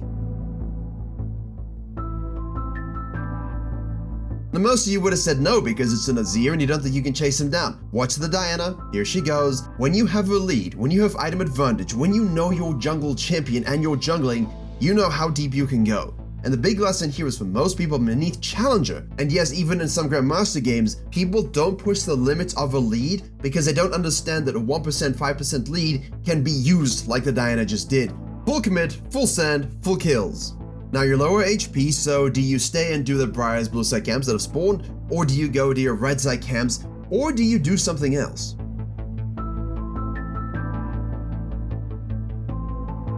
If you said something else like, hey Virkayu, can we look top lane to see what's going on? Maybe we can bait and have a little bit of a gank here. You are 100% correct. That's exactly what you want to do. You don't want to stay for the blue and grump because you're HP compromised. Briar will kill you. You go shadow top lane, see if you can do something there. Skarner escapes, but we win the HP war. We chunk him, and then we can fall back to our camps. And yes, again, we will do the quadrant clear because it allows us to observe. Whereas Briar, the grubs are warded. Can I go mid lane again? The map is sagged off against me. The enemy ADC is fed. I need to play this a bit more cautiously, but guarantee my econ to be a perfect jungler. Now looking at the map state here, should you gank mid lane? Go and try and counter gank top lane perhaps if you think the Briar's there, or perhaps go ahead and do your blue side quadrant.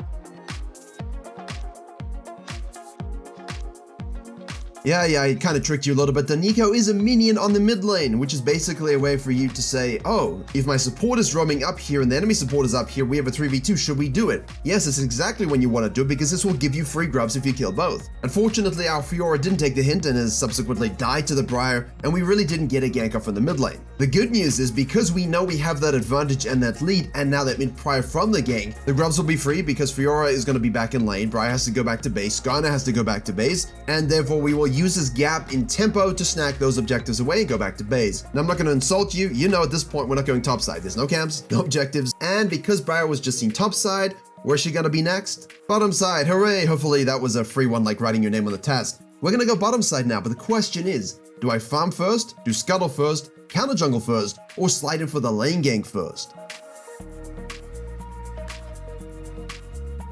In this situation, normally when we're all blinded up and we kind of know we have good PvP power, I like to do the scuttle crab first and then go back to do my camps. However, here, because there's nothing else to do on the map and we're all warded up so we can see where the Briar goes, I am more inclined to do my blue side quadrant and observe, again, like with the grubs. Where's Briar going next? Watch the trading patterns in lane. I see the Yasuo going aggressive on Azir, and because the Yasuo dies, you see the Bard moving up with Cryo. Sure, you could finish your grump and then go to the scuttle crab, but now notice again another pocket in tempo. If I leave my blue now, go to the grump, I will lose the scuttle crab. Because Briar hasn't shown up, she must be doing the same thing. Let me skip the grump, go ahead, and take that scuttle crab away from the Bard. Dragon spawning will get that vision. The question though is, do you go bottom lane and try and gank where it's not clearly warded, or do you go back to your grump, or do you do something else?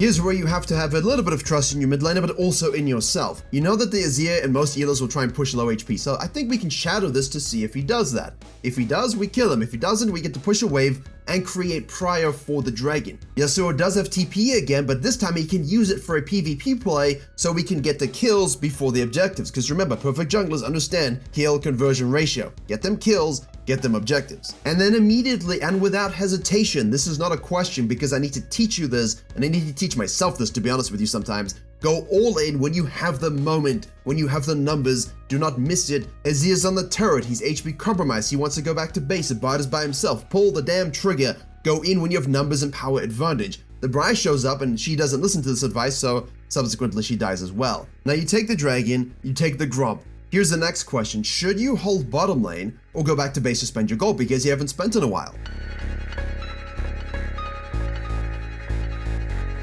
Yes, you hold bottom lane, but you do more than that. Because you're Azir TP to make plays on the bottom side while you're doing dragon, you have to at this stage know, am I the most powerful beast on this map? Look at the CS, look at your KDAs. Yes, I am. Kill the Azir, push the wave out, go back to base.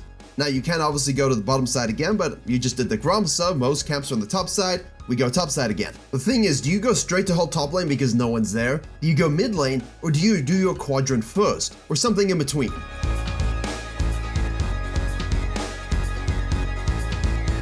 You do something in between, which is do the Krugs, let the game develop, look at the map, keep your eyes open, you see this Skarner overcommitting topside, you realize, wait a second, he's not that fed, he has Bel'Veth and tier, what an idiot, I'll kill him. You do it, make the decision. Look at the lane, know you can kill, take the kill, especially when they overcommit. If you're the jungle diff, if you're playing aggressively, if you're doing everything in this video, making the right decisions, you will be strong enough to kill a lot of solo laners, as you can see. Once you've done that, and you go to your Raptors and you snack those, do we go and contest and set up for Herald, or do we go into our Wolves? What's been the trend this game?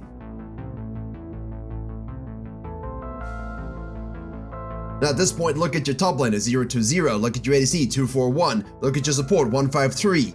I don't think with the map and them all being dead and not in the picture, we're in a position to go face-checking Heralds, and too many players, Diamond, Master, Emerald and below, all the way down to low elo, go for these greed Heralds at 14 minutes as you leave the early game and then completely compromise their advantage. Because remember, what do you want? 6,000 gold by 14 minutes. What does she have? 7,800. That's what being the perfect jungler means. It means being about 2k ahead of the average. Now you do your wolves because you need to wait for your teammates to respawn and get on the map. You hold mid lane to ensure that you have some vision and some presence before that Herald's gonna spawn. You then go ahead and snack that Scuttle Crab to ensure you're in prime position to make either a fight, a split push, a pick, or a tract, depending on what happens. And here's the read. The Briar shows up on a ward, you look at top lane, you look at mid lane, you're on the Herald. What do? Fill in the blank. Dun dun dun dun dun, music, music, dun dun dun dun dun dun dun, music, music, dun dun dun dun, music, music.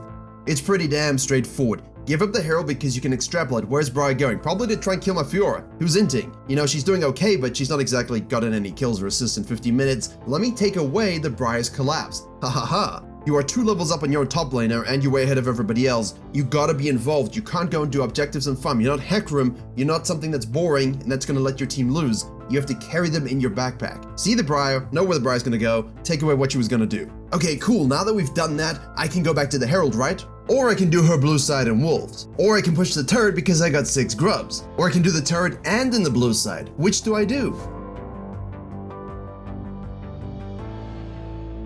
You give Fiora solo experience to push up the turret, you do the blue to take it away from the Briar. If she contests, you kill her. If she doesn't, you join the Fiora and now you take the turret. Briar is not a very good champion in high elo, but she is also the most horrifically designed nonsense that they can never balance. That's why she's being nerfed again, and so she's still able to get a kill and almost kill you, even though look at the state of the game. But nonetheless, patience, Viceroy, she will die. If they show up, you kill them, you move on with your life. And then yes, you can take the Grom, fall back to the Herald, fall back to your red side, go back to base and buy yourself a big old death cap with Mejai's. Now obviously you can go ahead and buy the Lich Bane as well. You can go ahead and maybe try some Proto Belt, I'll recommend it. Or you can just keep going full AP. When you've got a big lead, no one's gonna kill you or out-kill you as long as you're smart. So the more damage you build, the more likely you're gonna be able to carry, which is why Tank Diana was only really good beneath Diamond, and once you were above that, you still wanted to go AP even back in those days. Now we are firmly in the mid game and we're gonna leave the base here. Which direction do we go? Yes, we are not going to the bottom side here, we're going to the Raptors because as we're in the mid game, the 15 to 20 minute mark for me, as I've been explaining in the private Discord for a while now, is absolutely the most crucial aspect of Season 14. Using your grubs, using your dragons for these crucial fights, for these moments to push turrets and really bust open the game, this is how you win by 20 to 25, by making the plays here. So we go to Raptors to shadow mid lane in case something happens. Nothing, then I can go to my wolves, do my blue, do my grub, and I can cut back into the mid lane, all the while being able to shadow in and cut and rotate where it's needed. My team int can always go to the bottom side and split push that as well. In this case, you go to the Raptors, you see a moment to collapse on the Ezreal, and so you do. Big old fight develops and you do good things. Well done, because of your build, this full damage. We're not talking about builds here, but this build is very aggressive. Obviously, you can go other things, but for now, we'll just focus on the decision making. Once you've done that, do you go back and farm your camps and say, yes, I did good, the dragon is spawning, team you push without me? Or do you stay with your team in shadow?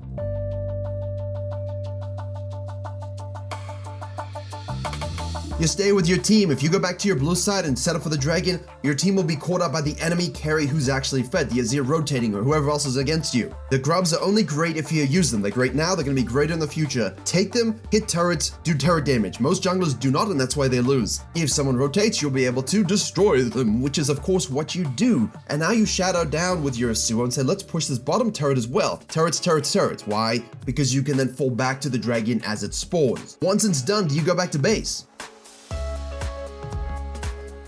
Hell no, because you're satisfying the need to shadow the Yasuo. You know the Baron is going to be spawning, you know you want to take your blue side quadrant and get enough gold for a better buy, and you want to be with the Yasuo at all times on the map, not the rest of your teammates, they're lemons. With your Yasuo, you got to find that person on your team that is somewhat capable of 2v8ing with you. And now that you've made that right decision, it's pretty damn easy to say, okay, let's catch the wave top lane, see if they overcommit. They don't, okay, I can do Krugs. You could stay and farm some more, but this is where the high-low thing comes in.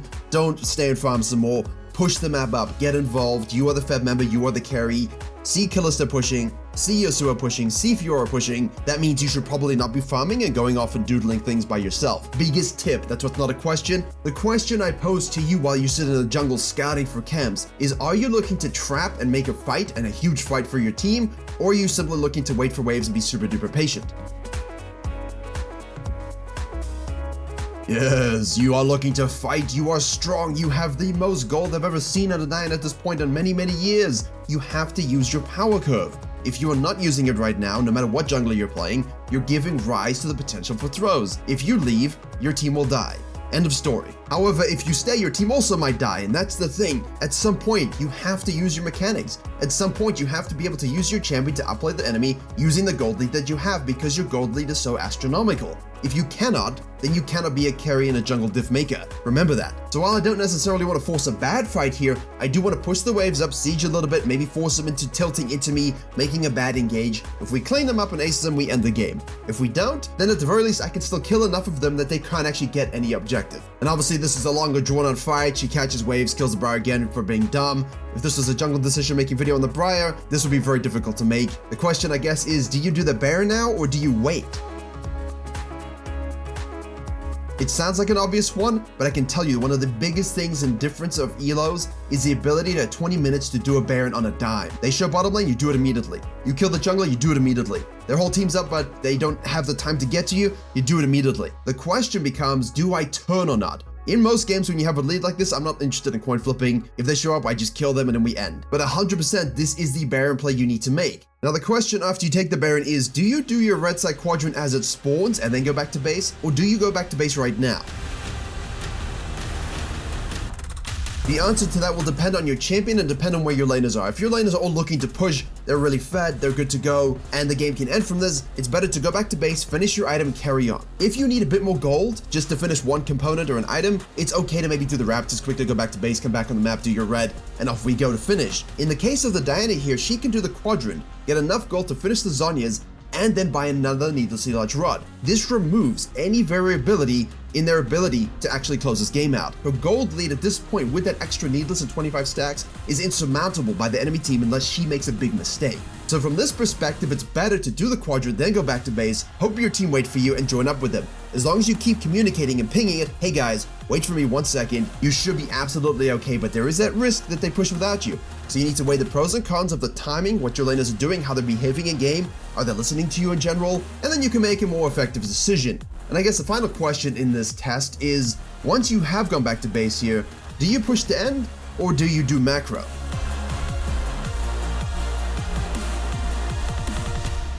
If you honestly thought you had to do macro here, that's not so good, because at this point there's only brute force, because there's no real brute force. They're a basketball and you're Shaquille O'Neal's hands, and that's the end of the story. Rise up, use your power, fist them into their nexus, take all the gold, plus whatever LP you get, hopefully plus 55 million, and you are looking at a 17 kill pseudo pentakill Diana. Let me know in the comments what score you got. Did you know that almost all challenges first got there and still get there with 3 champions accounting for 75% of their games? And if you're gonna have 3 champions go across that many games, you need a main champion, a second champion, as well as a spare one, just in case of meta changes, nerfs, buffs, and of course banning. And as the games and champions change with metas, so will those OP picks within that rotation. That's why multi-season challenges normally have at least 50% of their games on 3 champions as they climb each year, and those 3 can change all the time. And yes, they get there with different champions, different roles, different playstyles. But the thing that they all have in common across the board is they have a cool champion pool. What I'm going to do for you in this video is help you obviously from the jungle perspective, but it will apply to everybody,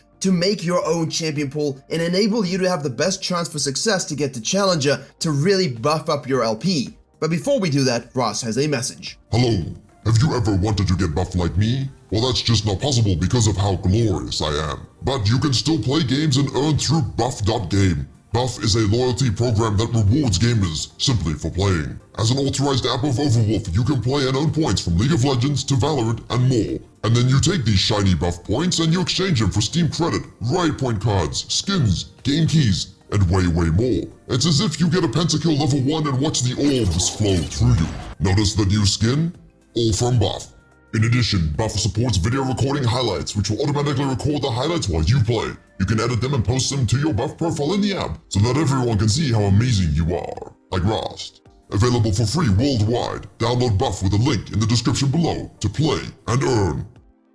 First, we're going to talk about why this is exactly important and how it will categorically make you climb faster than you've ever climbed before. And then we'll go ahead and teach you exactly how to construct your champion pool so you can realize your dreams of dreams. Now, as of course we are talking about this, it doesn't really apply to pro players as much because they are the best of the best. And while I'm sure most of them can play a lot of different champions, there's this unwritten rule that they need the pro metas to be as boring as possible every year and, always play Jace top lane at Worlds. But in theory, they could obviously adjust as necessary for their team requirements. That means in Challenger and in solo queue in general, there's high priority on the meta at the very peak. As player strength is closer, champion strength makes much more of a difference, whereas down in Silver and Emerald and Diamond and Gold, wherever you are, the gap between you and the enemy player will be the largest determinant factor in whether or not you win.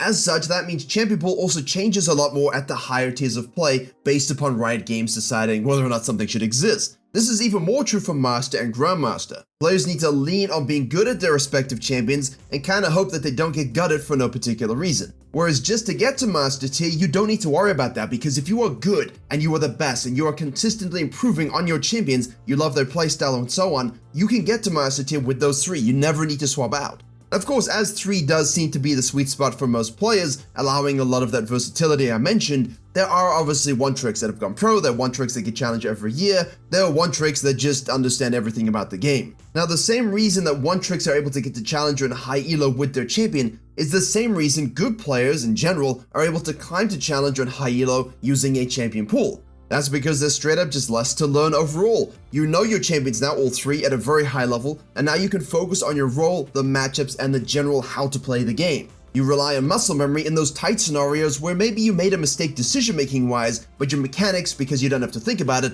allows you to come out of that situation. Whereas if you go for a really good invade, like the Sylas does, and then you make a mechanical misplay against the Kha'Zix, you die, and he gets to win the game. And the same thing happens a little bit later. And so when you nail down that tight champion pool to 3 champions, or if you want a one-trick, go for it, but obviously please dodge if it's banned, you're gonna have quicker results. I guarantee you look at any of these new accounts that climb, you go ahead and look at the best successful players, you just pull up their profile page, you go, low champion pool size. You go look at someone that's stuck, that's complaining, that's struggling, that wants to blame their team, that says, look, why can I not climb? And you'll see an absolutely ridiculous amount of champions played. Look, I'll go make 2 to collect the footage for this video, go find a random profile, click on it, and record a screen capture showing you how many champions. I have no idea who this is. If it's you, I'm sorry, but you play too many champions. The downsides, obviously, to this kind of focused style of climbing is that yes, you can get bored if you didn't pick the right 3 champions, or you get bored if you one-trick. It can be less fun over the course of 500 to 1,000 games, whether that takes you 6 months, 1 day, or 10 years to play doesn't matter.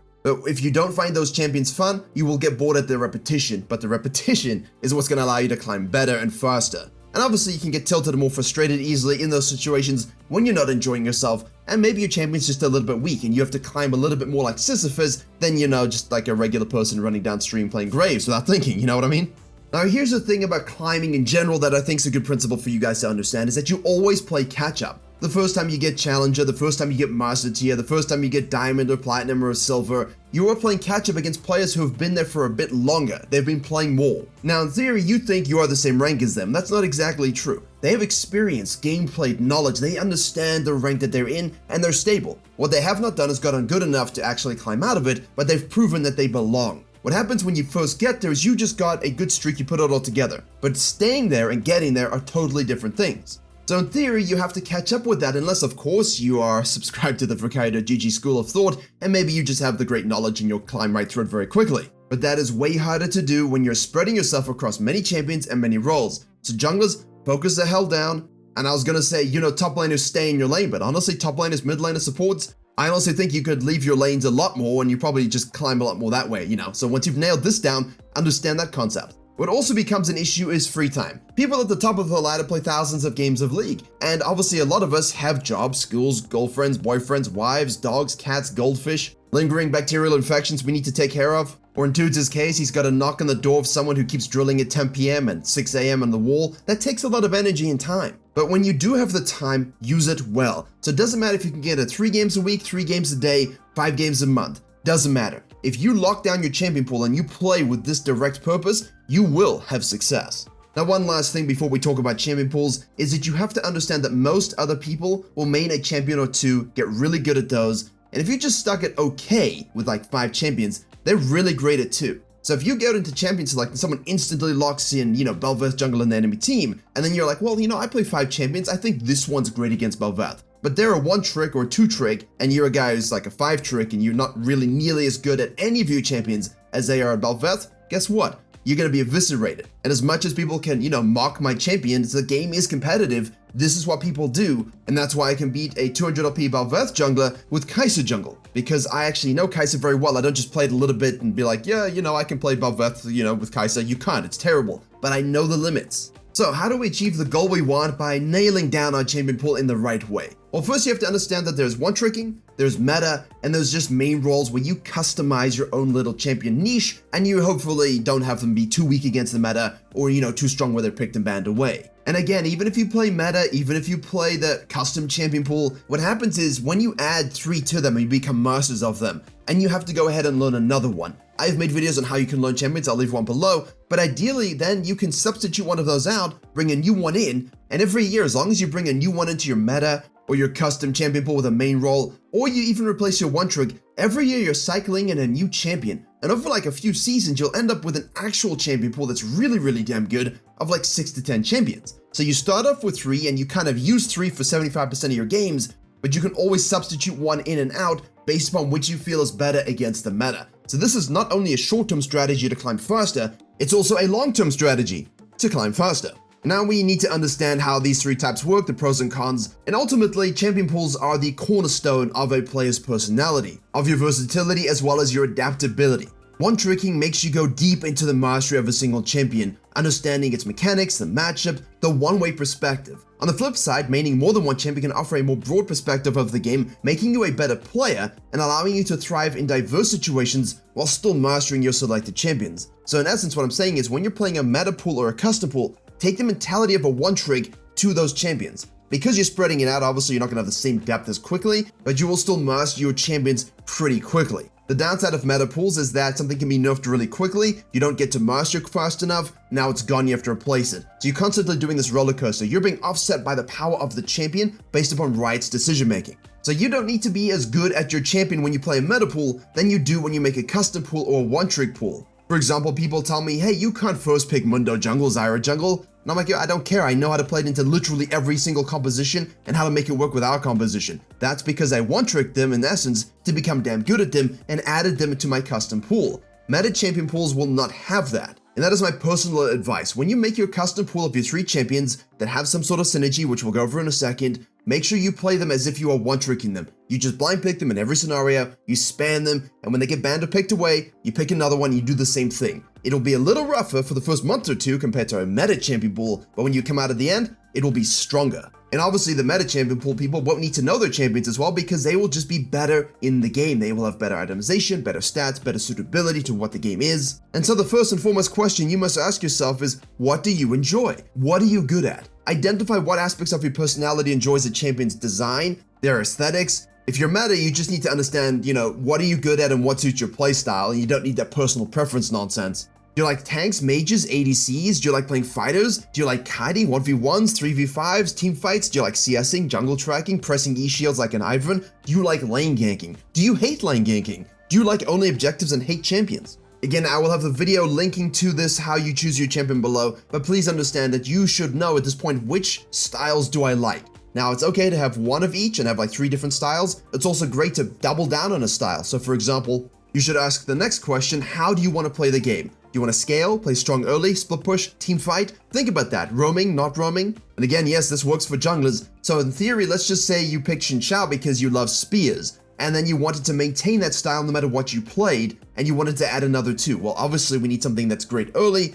a lot of ganking pressure, probably go with an Elise. And your third choice can be something radically different to suit the needs of your team or the enemy matchup, or it can be something exactly the same. So we can just go with, Rek'Sai. Or you could pick something that's a bit more skillful, that's a bit more fused between all the roles and go with a Lee Sin. Alternatively, you could just be a savant and lover of farming. So you pick the Karthus, you pick the Fiddlesticks, you pick the Lilia, you pick the Hecarim, you pick the AFK farming Graves, you pay nothing unless it's a farmer. You can do that too. This adds a little bit of versatility to your champion pool by, giving you some AP damage as well, which is always useful if you need to flex one way or the other. But you could also just say, you know what, I prefer the snowballing aspect, I just want to be better late game, better in team fights, rather than just really strong early. Well then let's go for a Viego. Your aggression will be rewarded on that champion, but you will scale a lot better than the other two, even if, Xinjiao's pretty damn strong at the moment. He might not be when you watch this video in a few months. You can do it again. In my particular case, I like having radically different play styles. I've got my Zyra, which of course I brought into the jungle, but I've always played her, I got a million odd points on her. Got the Ornn, same thing, Volibear, same thing. I've got there a tank, I've got a fighter, I've got a mage. I can suit any need. But I've also done this over the years for Rengar, and he's been in the pool and I can bring him back whenever. I've done it for Kindred. I've played Echo, I've played Maokai back in Season 7 when he was, really good then to support the Ardent Center meta. I did it with Kai'Sa jungle. I like my off-meta picks as well. That makes things a lot more difficult for me. But because I always approached it, hey, what new champion do I want to get at least Master Tier with this year? I add them to my pool permanently because I'm able to learn them and use them to get back to my ranks and not only use them as a filler. And when you do it this way over the course of a few years, now you got 15 to 20 champions you can just pick from whenever. But if you like an absolute singular game style, you can do the same thing and just have 10 really dominant early game junglers that you like to play, and that's it. If you're a farming jungler, then you can go ahead and say, look, I love playing Karthus, he's my best champion. What else can I play? Should he be banned? Well, you know what? I just love Nunu's character. I love everything about Willem. I have Willem hats and memorabilia. My whole room is blue. My life is blue. Dabba dee dabba die 1999. So I'm going to pick Nunu as my second pick. And in fact, Nunu's actually my first pick. It's just Karthus is a way better champion in the jungle at the moment for solo carrying. But who knows? Nunu is my spirit animal and I'll always play him and keep him in the pool. And for my third pick, I can always pick something that's a little bit of a fusion. I can pick a Lilia to match the farming tempo of the Karthus. I can play Rek'Sai for the early game damage. I can do the Volibear for the turret diving tanky fighteriness. The choices really are yours. You could even add in a Kindred to kind of combine a little bit of that map pressure from Nunu with the hyper snowballing and solo carry potential of the Karthus.